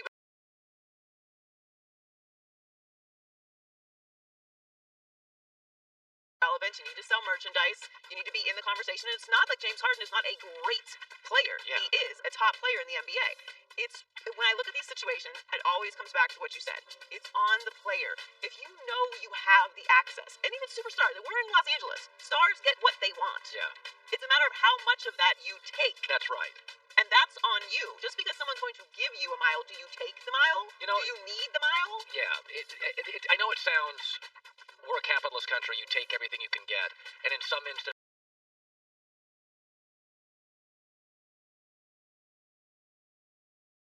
that's right. But when you're part of a team or a collective, like it's important for Aaron Rodgers. He supports the Wisconsin Badgers. He goes to Bucs games. Sure. He is really spreading the gospel that you give so much to me as a Green Bay quarterback. I'm going to give back to you, the community. I love your teams too. I think that's a really cool thing that Aaron does. California guy, probably didn't grow up rooting for the Bucs or the Brewers, but Aaron's always like, hey, thank you for supporting my teams. I want to be part of this community. And I think it plays big. I think it feels important. And I think Aaron's got self-awareness to know it's really cool that I'm rooting for the Badgers as much as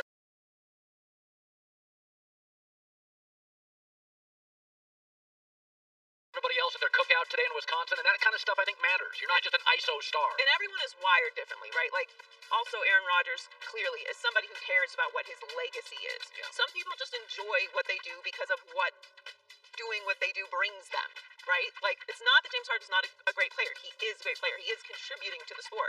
But maybe he likes the fact that, you know, he makes millions and millions of dollars from the sport, and he likes to party, and he likes to go to strip clubs, and he likes to have a good time. There's nothing wrong with that. But if you are the superstar taking that superstar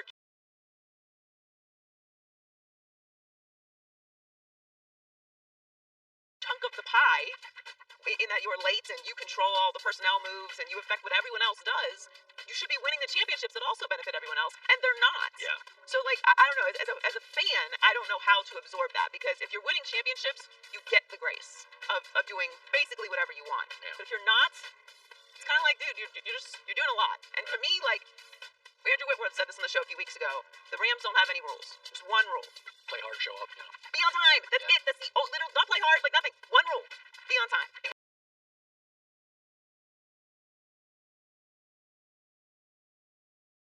That's just principle respect for other people. Yeah. That you want to start on time. Be on time. So Lamar Jackson is one of the fastest players in the league and leads all quarterbacks in rushing attempts and rushing yards this season. The Jaguars now have the tall task of slowing him down this weekend. And Doug Marrone jokes about how difficult it is to prepare for Lamar. He said they would need to bring on an Olympic sprinter in order to simulate his speed in practice. You know, this is very interesting, Joy, because at the college level, I have talked to coaches before who have recruited athletes at quarterback not with the intention of making them a 4-year starter, but in their conference they face running quarterback.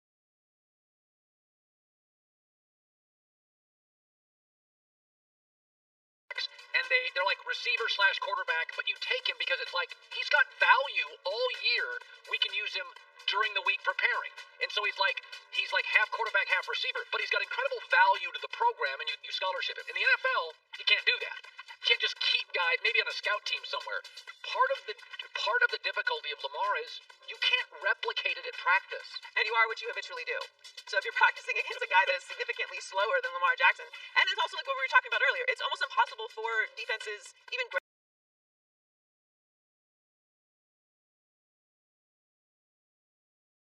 defenses, to prepare for athletic quarterbacks. It's not traditionally how defenses are set up to defend. It's like if you can go all in on protecting the run, then you better hope that they're not going to kill you over the top. And I mean that has been a question of Lamar throughout his career so far. But if you got a guy that does both, like there's really nothing you can do. You can just hope that your offense can score as much as they are. So the Dolphins have their second matchup with the Patriots this season on Sunday. It'll be Tua's first time against them as a starter, and Brian Flores thinks this will be a good test for the rookie. I don't think there's any way he's seen everything he's likely to see. He's so young in his career.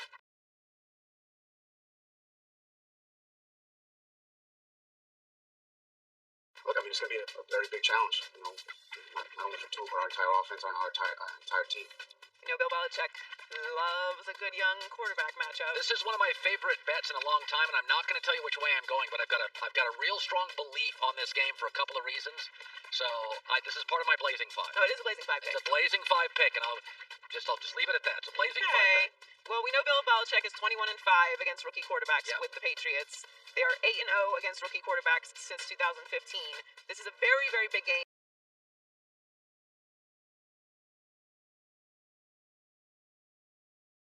for the Dolphins. Obviously, the Patriots are still technically alive, but this is a bigger game for the Dolphins as they are in the 7th seed right now and in the wild card. They have the Patriots this weekend, then they're at the Raiders and at the Bills. So they need to win out. The Ravens are in the hunt, 8-5. Raiders play Thursday. Who do the Browns play? For the record, very, very strong weekend of NFL numbers. Now, I said this. The Browns play the Giants on Sunday night. Giants played their worst game of the year. Watch the Giants Sunday night at home. Bad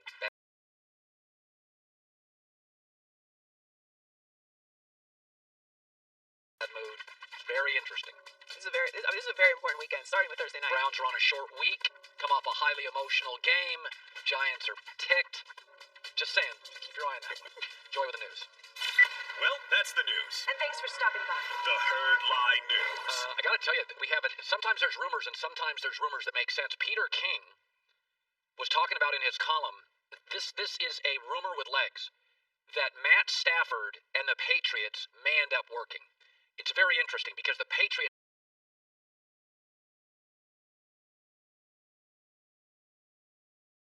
have a ton of cap space next year. They're paying none of their offensive players, and Matt for a year is going to cost you 35, and then he comes down to 28. So, Belichick's about 68, 69 years old. Does he want to draft Zach Wilson and cross his fingers he works, or does he want to get Matt Stafford? Matt Stafford, first of all, completes 63% of his passes in his career. It's gotten better in recent years as the game's become more offensive. It's closer to 64.5. He's got a 90 passer rating and 2 times as many touchdowns as picks. Matt also has the money and he's got the stats. Matt wants to win. Matt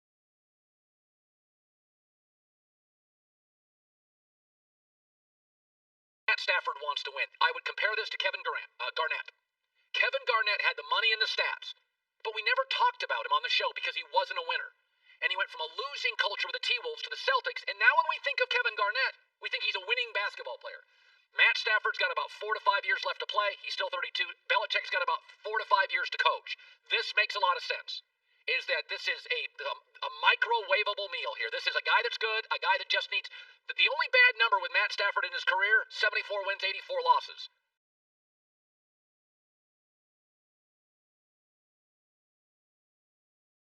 That's corrected. All those close losses become close wins with Belichick, who's certainly worth 3 to 5 points a game. So this is one that's got legs. Kevin Garnett, stats and money, losing player. Went to the Celtics, he had all 3. I think this makes a ton of sense for Belichick and a ton of sense. And New England's got, I think they have more cap space than anybody in the league next year. I think they were the Jets. They got a ton of cap space. Be sure to catch live editions of The Herd weekdays at noon Eastern, 9 a.m. Pacific on Fox Sports Radio, FS1, and the iHeartRadio app. Let the whole world see.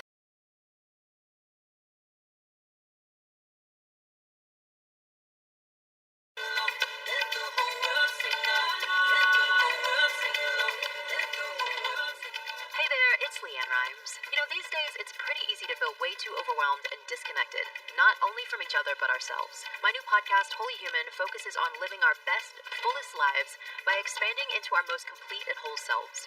I'd love you to join me as I sit down with people who I've found to be some of the world's most inspiring and enlightening motivators, healers, and wise souls. Together, we'll make more sense of this crazy existence we all share. Ourselves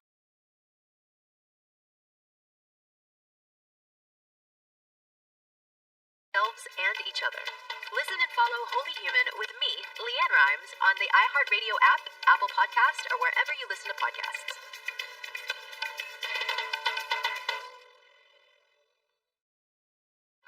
Nearly 600 years after the invention of the printing press, the most important book in the history of the world has arrived. That might be overstating things. Stuff You Should Know, an incomplete compendium of mostly interesting things. It will change your life forever. Well, that's not necessarily true. Most scientists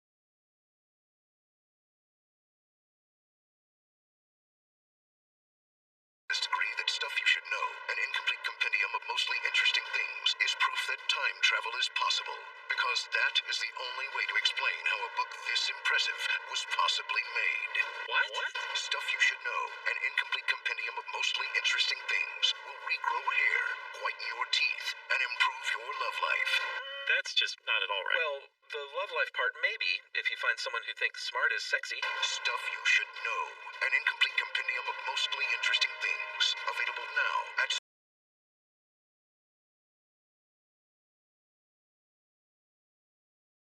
StuffYouShouldKnow.com and everywhere you buy books. Now that is true.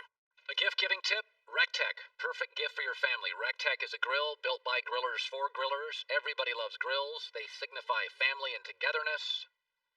You can turn on your grill from your phone. RecTech with a Q.com.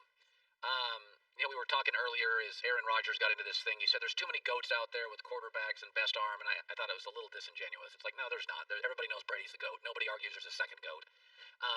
And I did put, we were talking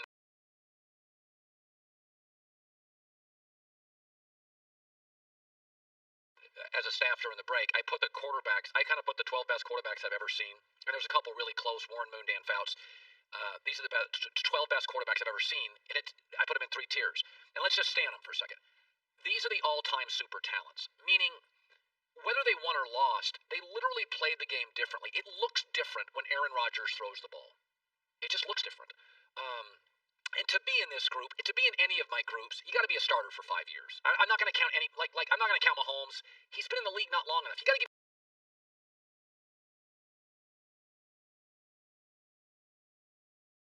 me 4 or 5 years. I mean, if Patrick Mahomes got hurt tomorrow, I can't put him in an all-time list. I just can't. So I think Favre and Aaron Rodgers, I mean, how rare is that? Back-to-back quarterbacks, same organization.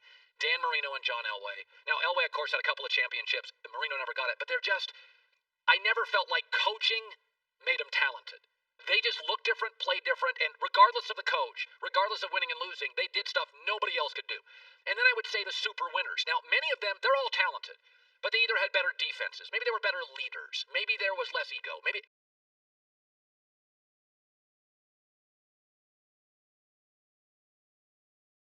Bradshaw, Aikman, Brady, Montana. They were just the most productive. And again, this is not, even the NBA, you need a second or third star. It's not a shock. One had Bill Walsh, one had Jimmy Johnson, one had Chuck Noll, and one had Belichick. 4 of the best 8 coaches, 10 coaches league history. They were the all-time super winners. And you could argue, and I would agree, that Brady is the GOAT. Then I would go to the super unique club. And I'm not saying they're not talented and not productive, but they just changed the game. Breeze's accuracy, he's the most accurate thrower of the football I've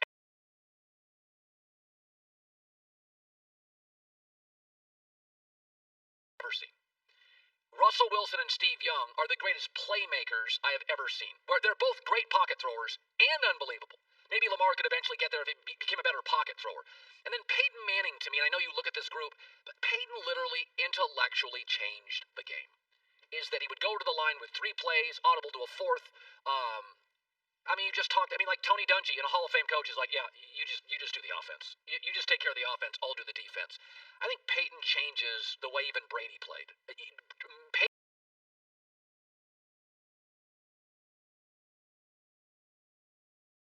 Peyton has forced the sport. I mean, I grew up in an era where you could just be a little bit of a dumb old jock with a big arm and play and win a lot of games. Peyton forced you to think the game, not play it. You had to think it, not just play it. And he forced Brady to be better. He forced everybody to really, if you're not intellectually, cerebrally engaged against Peyton, he's going to humiliate you. And I said Patrick Mahomes is the only player I've seen who I think could be in all three. All-time talent, productive winner, and really unique. I mean, left-handed.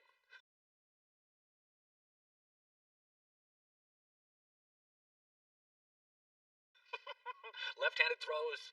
I mean, that's not, we never talked about that, even with like a Steve Young. He didn't change the hand he's throwing the ball with. So, and I think Mahomes has a really good chance to be at least in the super talent, super winner category. I don't know. I mean, it'd be hard for me to not see him win 2 more Super Bowls. I just, barring an injury. In fact, it's funny. I like Josh Allen. I am deeply concerned that Brian Daboll, the offensive coordinator, is going to leave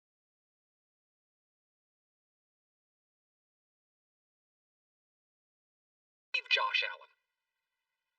That concerns me for Josh, that he'll never quite be this good because of his coordinator. We've seen great quarterbacks.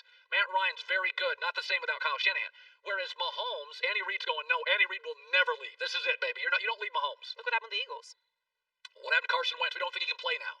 So that's what worries me about Josh Allen, that his coordinators, Brian Daboll's getting a head job. It's going to be the Chargers. It's going to be somebody. It's going to be the Jags. It's going to be somebody. He's going to get it. So the other story today, which is interesting. So there's a story out there.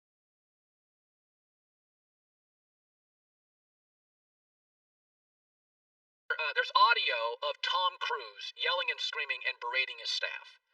And I was kind of okay with it because his intent, he was screaming at the staff to wear a mask. And in it, you can hear him say, the industry is dying. People are dying. The industry's dying.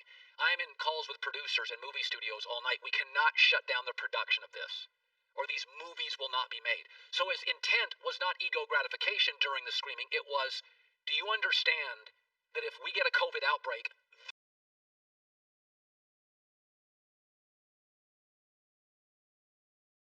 the movie shuts down? And now, was he debasing people? Was he over the top? Yeah, it's kind of gross. But his intent, he was yelling about the right stuff. I just thought he was a little Christian Bale for me. But I kind of defend him. So I've always said this, like I separate art from artist. I understand certain industries, like Michael Jordan. I covered him. I remember going and watching a playoff game. Michael Jordan had his own locker room, and then the rest of the Bulls were in the other because he was so big, and there were so many media with Michael. He had to have his own locker room.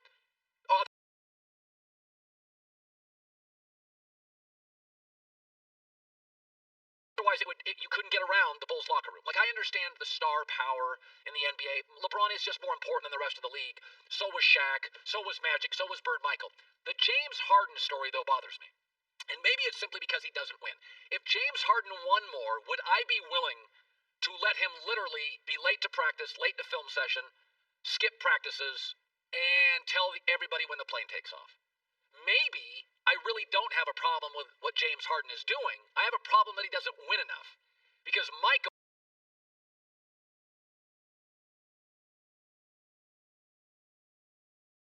golfed on playoff game days. But Michael won, so what can I say?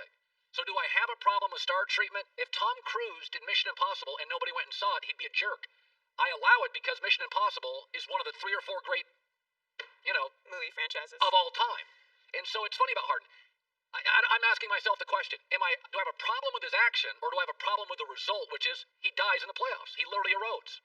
I mean, we watched The Last Dance together. You saw the oh my God treatment that Dennis Rodman got during the season.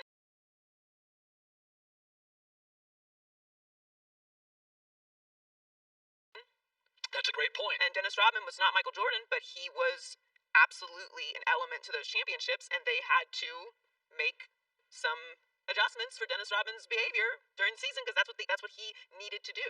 Yes, if you win, you get to do things like that. Life is not fair, but that's what it is. This is the society and the business that he's in. Well, like we said, Hollywood, Christian Bale has a legendary tape. He's probably the best actor in the world. So we allow everything he's in, he's great. So we allow Christian Bale to act like that. If his movie's bombed, he would be. I could name 4 other actors who are difficult.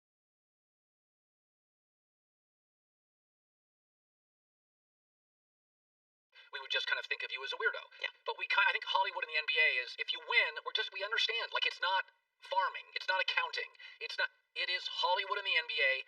It's a competitive industry. And it's also, you have so much impact as a star that if you don't allow it, I mean, James Harden's going to get signed. Philadelphia would sign him this afternoon. But also, you can argue that his behavior is affecting the winning. That's a good point. Listen, when Westbrook's his friend and he's the reasonable one, and Westbrook. But to Nick's point, Westbrook is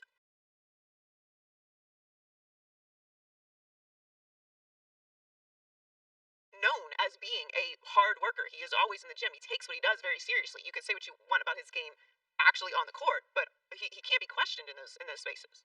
It's interesting stuff.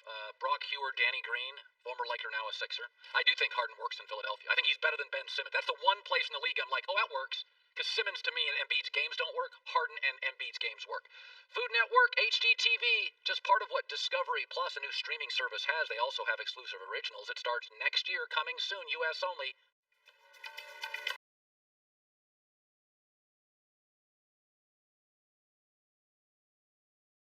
It's pretty easy these days to feel disconnected. We're pulled in so many different directions, and that can leave us feeling incredibly fragmented. But together, we can grow more connected, to ourselves and to each other. And that is what my new podcast is all about, coming home to our wholeness. Listen and follow Holy Human with me, Leanne Rhymes, on the iHeartRadio app, Apple Podcast, or wherever you listen to podcasts. My name is Jamie Loftus, and I'm here to tell you about my new show, Lolita Podcast. Lolita by Vladimir Nabokov is one of the most controversial works of all time, and her culture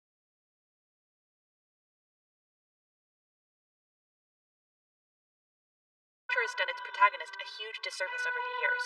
I've spent the last few months getting to the bottom of how America turned this abused young girl into a sex symbol, and what that says about us. New episodes drop weekly on Mondays. Listen to Lolita Podcast on the iHeartRadio app, Apple Podcasts, or wherever you listen to podcasts. We are back and black on the Black Effect Network. Hey y'all, it's Tamika D. Mallory and my son, The General. That's me. And Street Politicians is the podcast for the culture. We will be breaking down social and civil rights issues, pop culture, and politics on our podcast every Wednesday.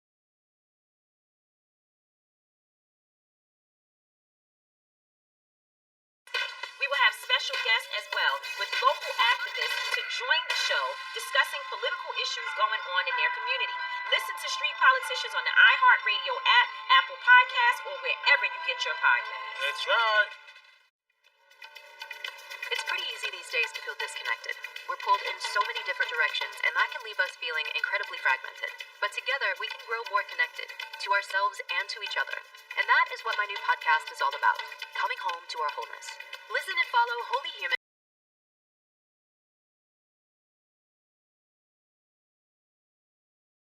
with me, Leanne Rhymes, on the iHeartRadio app, Apple Podcast, or wherever you listen to podcasts. Thanks for listening to the Hurt Podcast. Be sure to catch us live every weekday from 12 to 3 Eastern, 9 to noon Pacific on Fox Sports Radio and FS1. Find your local station for The Hurt at foxsportsradio.com or stream us live every day on the iHeartRadio app by searching Herd. You're listening to Fox Sports Radio. One scoop every day, mdrivestart.com. Blend of proteins, minerals, vitamins, digestive enzymes.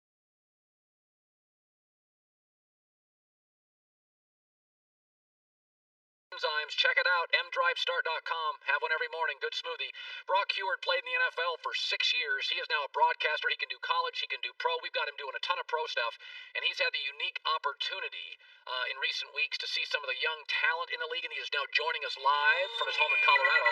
So I'm going to start with a team that's losing, and I don't talk about teams losing much on this show, but you have people in your family. The Huard family has played a lot of college football, NFL football. Justin Herbert. Does he remind you of anybody? You saw him last week.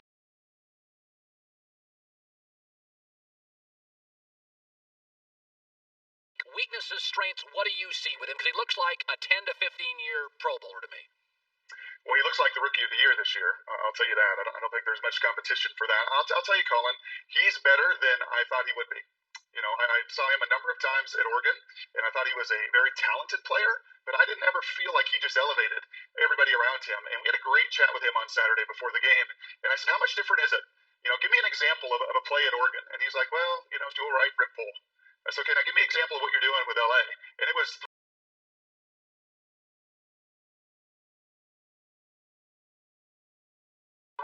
3 play calls, about 17 different words. He didn't want me to repeat them all, and I don't think I could right now anyway, because it was 4 times as long as what he was doing at Oregon. But you know what it's done, Colin? It's energized him. He is cerebral. He's bright. He wants that challenge. He's really thriving, from the neck up. He always had the physical skills from the neck down, but from the neck up, I think this league just fits his eye, and he's enjoying it.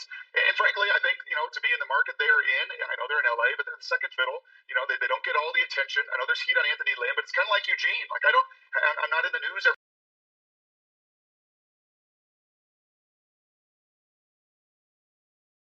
day. I'm not in New York. I'm not front page. I'm just going out there and throwing 27 touchdowns. We'll throw 30 this year. Who does he remind me of? A little bit of Matt Ryan, with more velocity. Matt Ryan coming out of college was a better athlete than Matt Ryan 13 years of getting beaten down in this league. But it was cool to watch those two play. They train with the same people in the offseason. Justin looks up to Matt's game. As he continues to refine his fundamentals with more arm strength, to me that would probably be the comp that comes to mind. As somebody that's done Seahawk games and you live for a long time in the Pacific Northwest, has your family and your cousins and your brother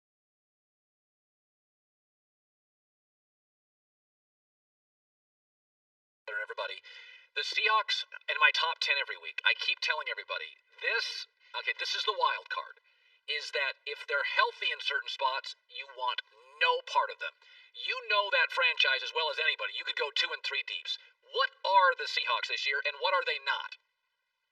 Well, for a few weeks there, Colin, they were in between, which is the worst place you could be in sports, right? We talk about that a lot with baseball players. They're just in between, man.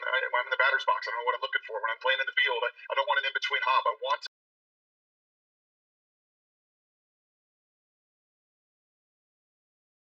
just be decisive. The first 5 games, oh my gosh, Russell Wilson's the MVP. We're throwing it all over the place, record-setting pace. And then a little bit of a rough patch, some injuries to his running back, to his right tackle. This league took some things away from him, and all of a sudden 10 turnovers in 4 games. What do? You get back to balance. Let's get back to being and putting Russell in the position he's been in for a decade that's made him the winningest quarterback in the history of this league. And frankly, Colin, the greatest professional athlete in the history of the Seattle market. And when he has a run game to complement him, when there can be complementary football, he doesn't need the elite defense, but he needs that run game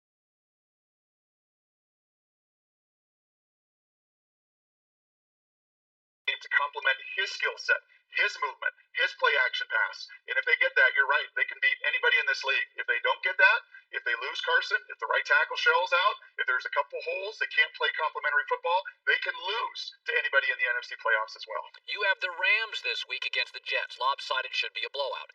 What do you see with, because I keep saying with the Rams, I do worry that Jared Goff gets into these weird turnover cycles. He's got a little Daniel Jones where it's hand size. He doesn't get hurt, but you can jar the ball from him.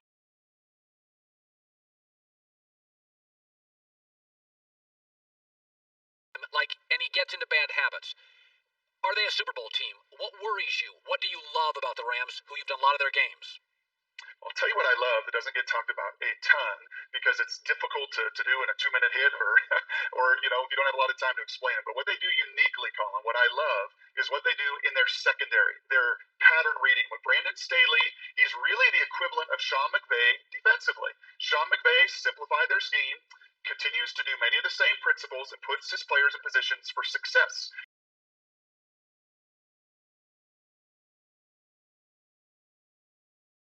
Brandon Staley, the young defensive coordinator, when the two of them met, it was chemistry right from the first glance. When they picked up, Sean picked him up at 5 a.m. in LA, and they spent 14 hours together. McVay knew it, Staley knew it, and how they get the most out of the back end of their secondary, not just Aaron Donald, Leonard Floyd, the superstars, but the back end of their defense to pattern read, to route recognize, to jump routes, to play such tight coverage with Jalen Ramsey, a superstar. Man, I love it. I would hate playing quarterback against them. Look what they've done to some of the elite quarterbacks this year. Look what they did to Russell. Russell can't beat those guys. He hates facing a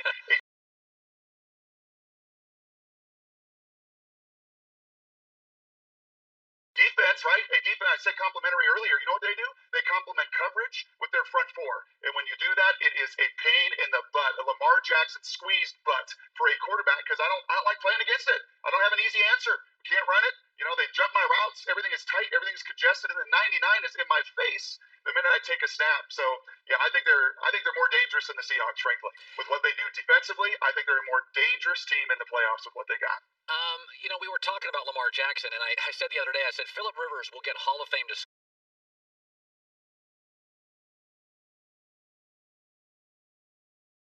discussion. He was a bad athlete. He led the league in picks twice with a good arm, not great.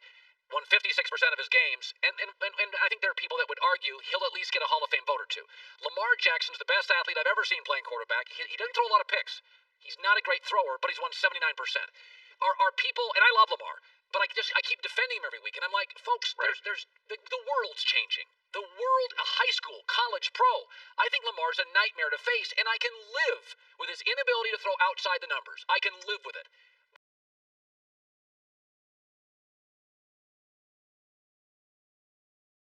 But in your opinion, having watched film and played the position, is there a moment that you have to be able to do that to win big? You have to play between the tackles, Colin. Do you have to in those third downs? Do you have to when it gets very difficult? Right when you're facing an elite defense that has the personnel to take things away from you?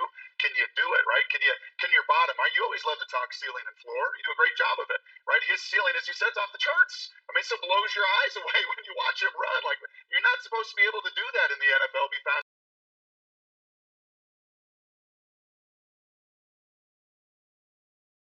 than everybody else, regardless of the position, and he does it at quarterback. So it's not the ceiling. The ceiling is there. It's about elevating that floor. It's about when it gets really hard, right? It's really difficult. Can I, that elite pitcher that in the playoffs in the World Series, I'm not going to give many chances. So when I do, can I capitalize on it? And that's, I think, going to be the biggest key, Colin, because you get to the playoffs, 60 plays. How many against elite teams? How many great swings can I get? Can I get 10 plays where my scheme is so much better than my opponent, where I got somebody, can I hit them when it really matters? That's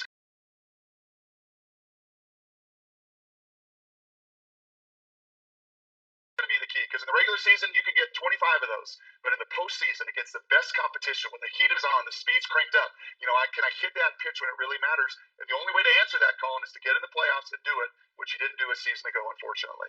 He's great at what he does. Brock Huard, Fox Sports, got the Rams-Chargers this weekend. One of those teams has got their act together. One hopefully does after the draft. Brock, it's great seeing you. Always blessed, Colin, you bet. All right, good stuff. And nearly 600 years after the invention of the printing press, the most important book in the history of the world has arrived.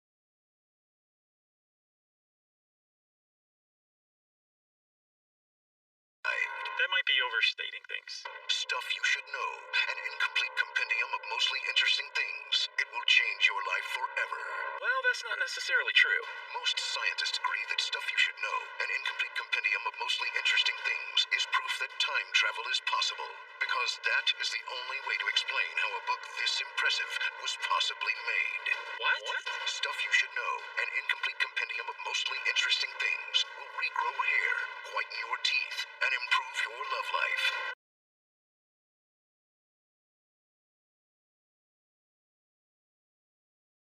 That's just not at all right. Well, the love life part, maybe, if you find someone who thinks smart is sexy. Stuff You Should Know, an incomplete compendium of mostly interesting things. Available now at stuffyoushouldknow.com and everywhere you buy books. Now that is true.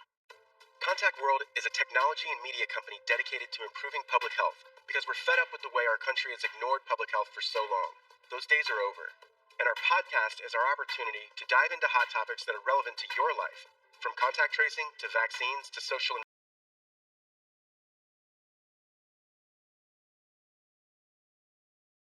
racial justice.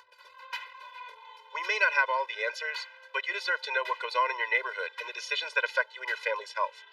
I'm Justin Beck. Join me and my co-hosts Catherine and Deepti as we seek truth in health.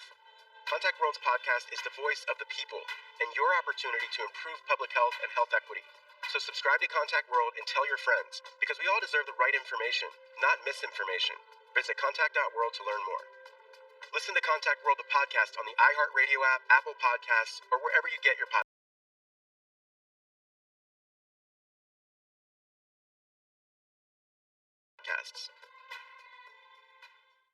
Joy Taylor with the news. Heard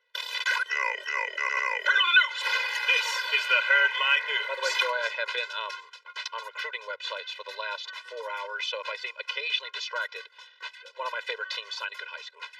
All right, well, I mean, this is a very big day for high school sports. Well, it's one of the 2 biggest days in college football. Well, the 3 big days are the national championship day, the signing day, and the early signing today, and that's what today is. Yes. So my hometown Steelers are trending in the wrong direction.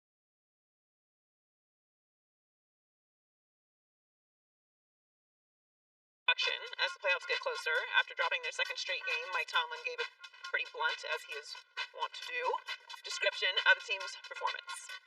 We're excited about primetime football.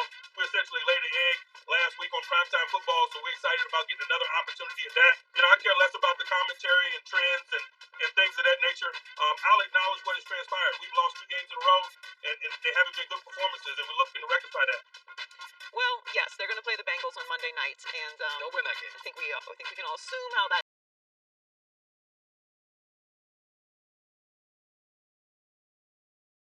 game is going to go. They'll play angry. Then they have the Colts, and then the game that I'm looking forward to, maybe the most of all this entire year, is Cleveland. the Browns. Where's that game at? In Week 17. It's at Cleveland. Oh, I can't wait for that game. I cannot wait, especially if the Steelers win the next 2. Because that game against the Ravens, Browns-Ravens, was the game of the year. So I'm really looking forward to that game. Now, obviously, he's talking about laying an egg. The Bills game was a disaster for the Steelers. They had 47 total rushing yards against the Bills. James Conner had 18.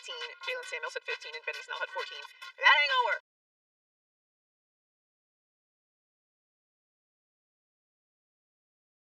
Right. That's not going to work in the beginning of the season. It's not going to work at the end of the season. It's certainly not going to work in the playoffs. But Mike Tomlin knows that. The rushing game is obviously a huge issue. But to me, these drops are the biggest problem. And I'm trying to figure out what it is, the issue with the drops.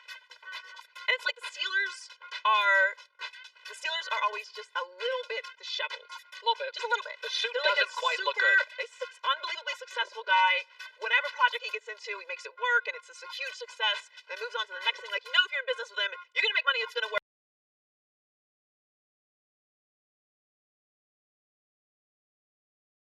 You're going to win. But you're going to show up to a meeting, and he's going to have the shirt's going to be down just a little bit too far. And you don't want to tell him, because he always gets it done at the end. Some guys just always look. George Clooney in a suit a buller or something. hooker. There's always just something wrong. Right. And you just wish you just fix it. But at the end, they win. So that's just how it goes. That's the Steelers. They're There's always a little something. loose. A little loose. Yes, why is there so many drops? It's not like this is a rookie quarterback throwing to you. It's too high, it's too low. We know what Ben Roethlisberger is. He's a Hall of Famer. It's just a detail thing. But they've got to fix the running game too. I can't wait for Week 17 though. The Browns is going to be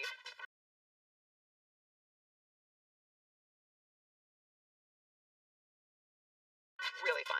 So the Cowboys defense has been struggling a lot this season, as we know, and that could very likely lead to a coaching change on that side of the ball in 2021. But the current defensive coordinator, Mike Nolan, is focusing on the rest of the season. He said he's not even thinking about his future in Dallas. Well, we know that Mike McCarthy is going to be there next year, at least according to Jerry and Steven at this point. They've said they're not moving on from him, and I don't think that they should after 1 year COVID-shortened season. Listen, the Cowboys post-bye have played pretty good football. Goulet, Mr. Negative. Well, he said they've only been blown out twice. They're 2-2. Okay, so let's talk about the four.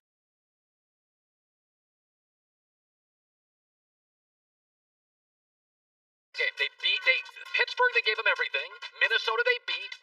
Bengals, they beat. And what game do you have a problem with? What was the game that you had a problem with? On Thanksgiving, they got blown out by Washington. That was bad. At home. That was. They do not like losing that Thanksgiving game. Okay, but didn't they have a couple of offensive line issues? They were down to third-string O-lineman at one point, if I recall. Yeah, their whole season has been a lot of offensive line issues. So 3 of the 4 games have been respectable post-bye. You can't fire Mike McCarthy for that. Now, pre-bye, it looked like the players weren't. They fine. literally No. I mean, there was a story that the players were not happy with Mike McCarthy.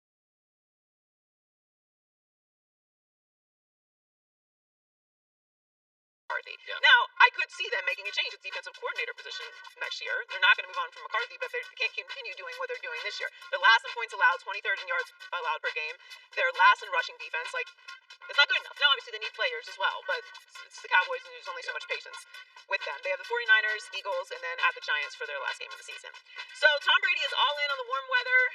He's an old guy now. He says he's not going to be caught in a winter in the Northeast again. Now that he's experienced winter in Florida, it does change you. Florida residents will soon be able to have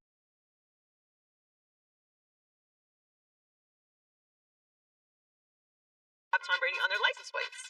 He's partnered with the organization Best Buddies to launch a new specialty license plate in the state. The state will cost residents $35, with a portion going directly to the charity, which works with helping people with intellectual and developmental disabilities. His charity, by the way, all the money, if I recall, goes to the charity. It's one of the charities. They call them 5-star charities. I think it's one of the. I'll look it up, but it was a lot of the money goes. Charities can be. There's different levels of charitable. They function in different capacities. Right, some people raise money for other charities. Some people.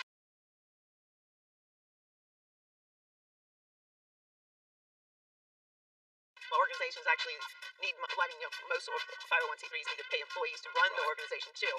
The Florida DMV will begin production once they get commitments from 3,000 people, but you could be driving around with that. That's a license plate I could see on the back of Colin Howard's car. I got no problem with it. I got no problem with their weather either. Most of America does enjoy with the news. Well, that's the news. And thanks for stopping by. The Herd Lie News. Could James Harden end up in Philly? The newest member of the Sixers, Danny Green, the former Laker. Now he's got a championship, another championship ring. He'll be joining us next live.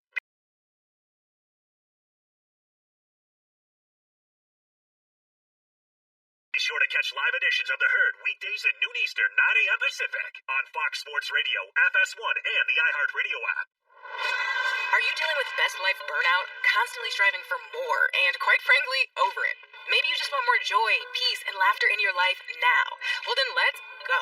Welcome to your new favorite podcast, Hot Happy Mess, hosted by me, your girl, Zuri Hall. Join us each week as we discuss dating, relationships, self-care, career wins and losses, and so much more. Oh, and moments like this. You know what? Sometimes the grass is greener on the other side.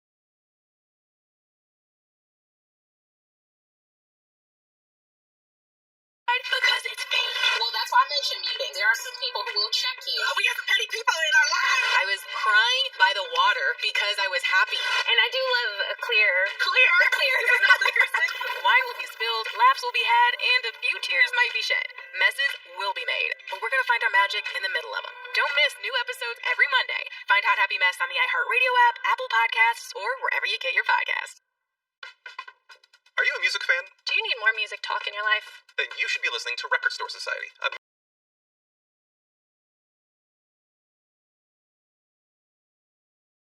music talk show podcast on the iHeartRadio network. Record Store Society is a virtual trip to your local record store, hosted by me, Tara Davies. And me, Seth Nicholas Johnson. Every Friday, you'll find Seth and I behind the counter at your favorite record store, dispensing recommendations, making lists, and talking to our customers about anything and everything music-related. And you never know who's going to stop by. Our record store is frequented by musicians, producers, writers, actors, and especially lots of unfamous nobodies like you and I, Tara. That's right. As long as they are excited to talk about music, they'll probably make an appearance in our record store sooner or later, and we can't wait to talk to them. I want to find out what they're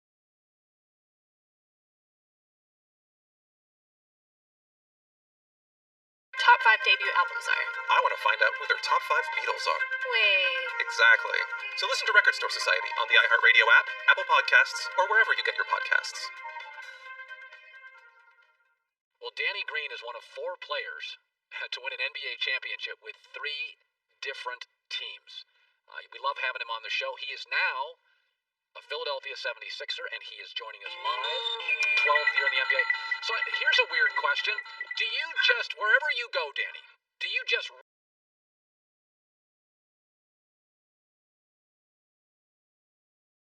rent, not buy? Or do you like, how do you live when you're banging around the country, winning championships, but every few years you move?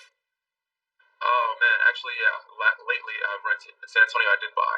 I bought in San Antonio, but I knew in Toronto, it was only for a short term. Wasn't sure it was going to be longer, now it was 1 year. And in LA, it was only a 2-year deal. Even if I stayed for 2 years, it's not long enough to actually buy. And same in Philly. Unless there was going to be an extension, which there wasn't, it made no sense to buy a house here. So I'm just going to rent until I find, a home where I can, my foundation where I can retire at.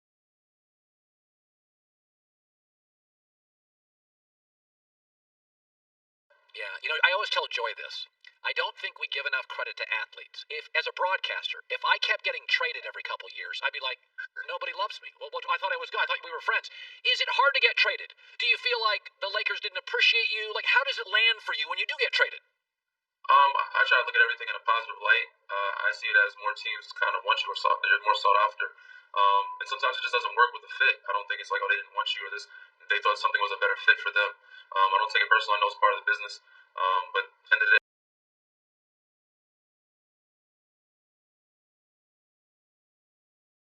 I look at it in a positive light, and that other teams still want, which is good. That teams still want me to play for organization. Think that I can bring something to their program, their organization that can help them, get over that hump that they're trying to get over. So hopefully we can make that happen this year. Hopefully make something special happen. But if not, it's always good to know that teams still want me and still want to trade for me. Yeah, darn right it is. Giannis signed a super max. He's going to stay in Milwaukee. And I have always been a big believer. I've always defended pro athletes with mobility because I've moved a bunch. And to me, I can broadcast for 30 years. A player maybe plays for 10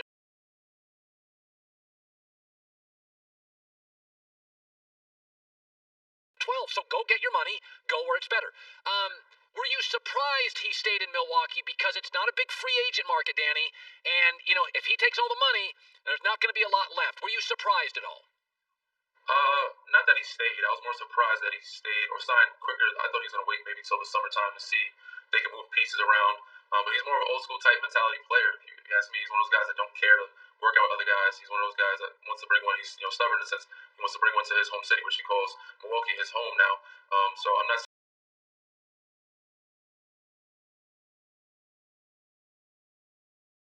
shocked that he wanted to be there and win a championship there.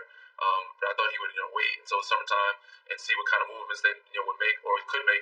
And instead, giving that, money-wise, he tried to see if he could free up some space to get some other guys there. But wasn't that shocked? Not much shock. Surprising me anymore these days. So you play with LeBron James, and you've played. You've been in this league 12 years. You have played with Hall of Famers everywhere. Tell me something about LeBron playing with him that maybe you were even surprised. We all watch him. I've seen 5,000 games he's played. The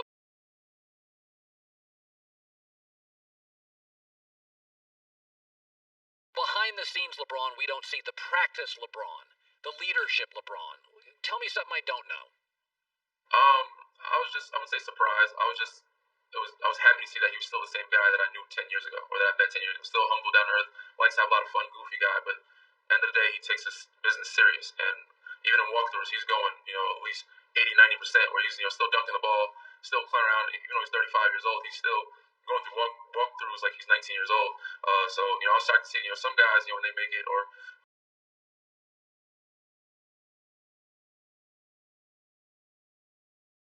when they're stars, they take their time, they walk through very slowly, go at a very slow pace in everything they do. No, he goes at 100% in everything he does and takes it seriously. Even though he likes to, clown around and goof around a little bit, but he's about his business. I read a story yesterday about James Harden. There was some star treatment, and Westbrook didn't like it. And I understand it. Listen, it's I say this: Hollywood in the NBA, stars matter more. They sell tickets. I get it. But Danny? What's the line, Danny, for a LeBron or a Harden or an Embiid or whoever it is? What would you be okay with?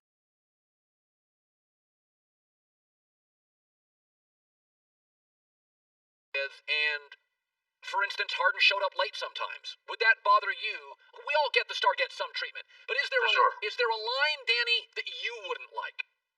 Definitely. I think because you're the star, you're looked at, especially by the young guys, and you're supposed to be the leader. You're supposed to follow your lead and how you operate on and off the court.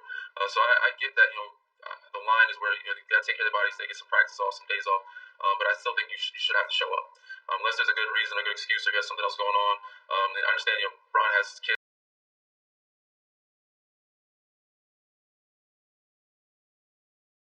Bronny's games, and that's cool. We understand that too, because that exception is usually for almost everybody, but especially him.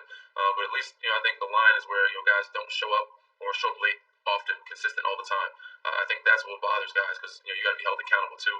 Everybody's time is precious, and nobody thinks that your time is more important than ours. So I think that's where it kind of rubs guys the wrong way if you're consistently showing up late or not showing up at all. But I think as a leader, a star, obviously you should get the treatment, but you still at least have to show up and show up on time, or as much as you can at least.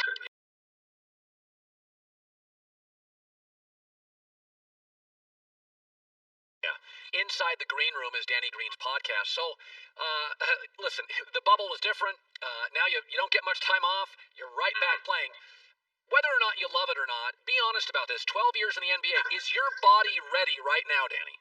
Is your body ready to play again? Are you concerned that you haven't given your body enough time to rest? No, I'm not concerned. I had some good help treatment this off season. I guess it was much of an off season.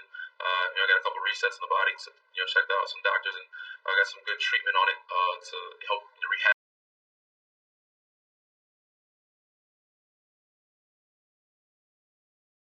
Make it stronger, strengthen the tendons, the joints, the bones.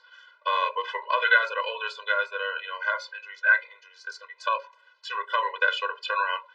But yeah, as much as you love it, it's still even if your job still comes work at some point. Sometimes you get up, you don't feel like doing it. Sometimes you feel like going through these type of motions or doing physical activity every day. But you find loving it. You find loving it somehow by bringing the game back to its pure times when you're young and having fun and playing music, getting yourself motivated, getting yourself into it. And I think the fact that I'm on a new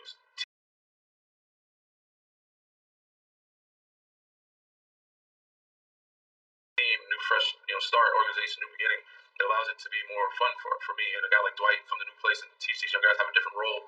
It makes it more fresh for us. I'm having fun with it. I'm not concerned.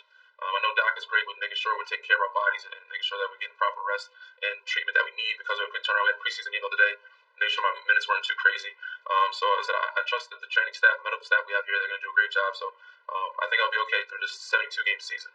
Only 45 seconds left. Harden talks to the Sixers. Are you guys talking about it at practice?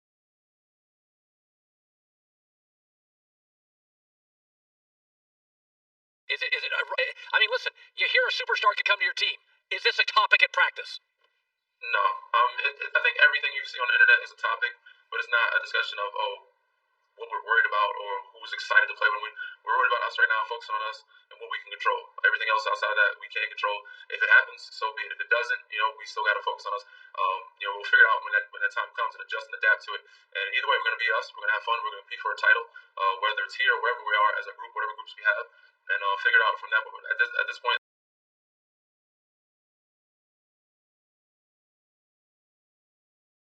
All that stuff is just background noise and a distraction if we let it be a distraction of us focusing on us. We've got good taste in art. I'm looking behind him. He's got great taste in art. He's got 3 rings. It's snowing in Philadelphia. That's different than LA. Inside the Green Room, Danny Green's podcast. We love having you on. We'll be watching in Philly. They're always entertaining. And thank you, man. Appreciate it.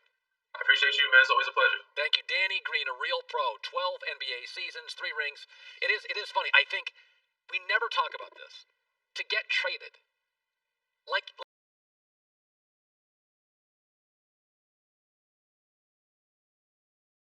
how does it land for you? Like, wait, I hope you win. And you're sending me out east? It's got to be really different now, too, with social media and, like, texting and stuff. Because we used to just hear these ridiculous stories of guys, like, being on the training table and finding out they got traded on the ticker. And everybody always goes, well, they make a lot of money. Folks, you can make a lot of money. Flying cross-country 75 times a year is still hard. You still have feelings. Yes, you're still a human being. It's just, I always think, I wouldn't like to be traded. Fox announces Colin's been traded to Bravo Network for a broadcaster to be named later. I'd be like, what?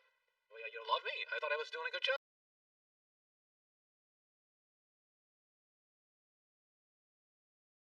I thought it was Cincinnati. All right. Discovery Plus, a new streaming service, starts next year. A collection of real-life entertainment and exclusive originals. We'll see you tomorrow. It's The Herd.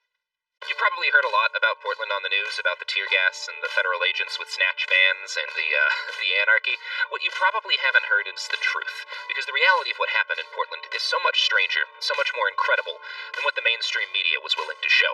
I'm Robert Evans, and along with all of the other voices on my podcast, Uprising, A Guide from Portland, I was there. Listen to Uprising.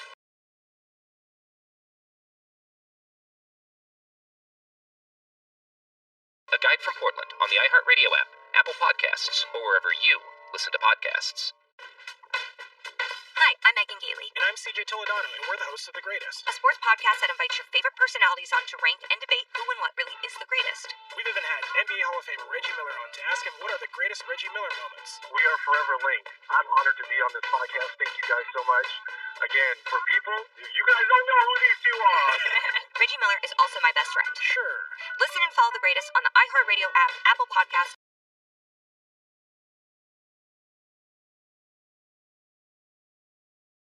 or wherever you listen to podcasts.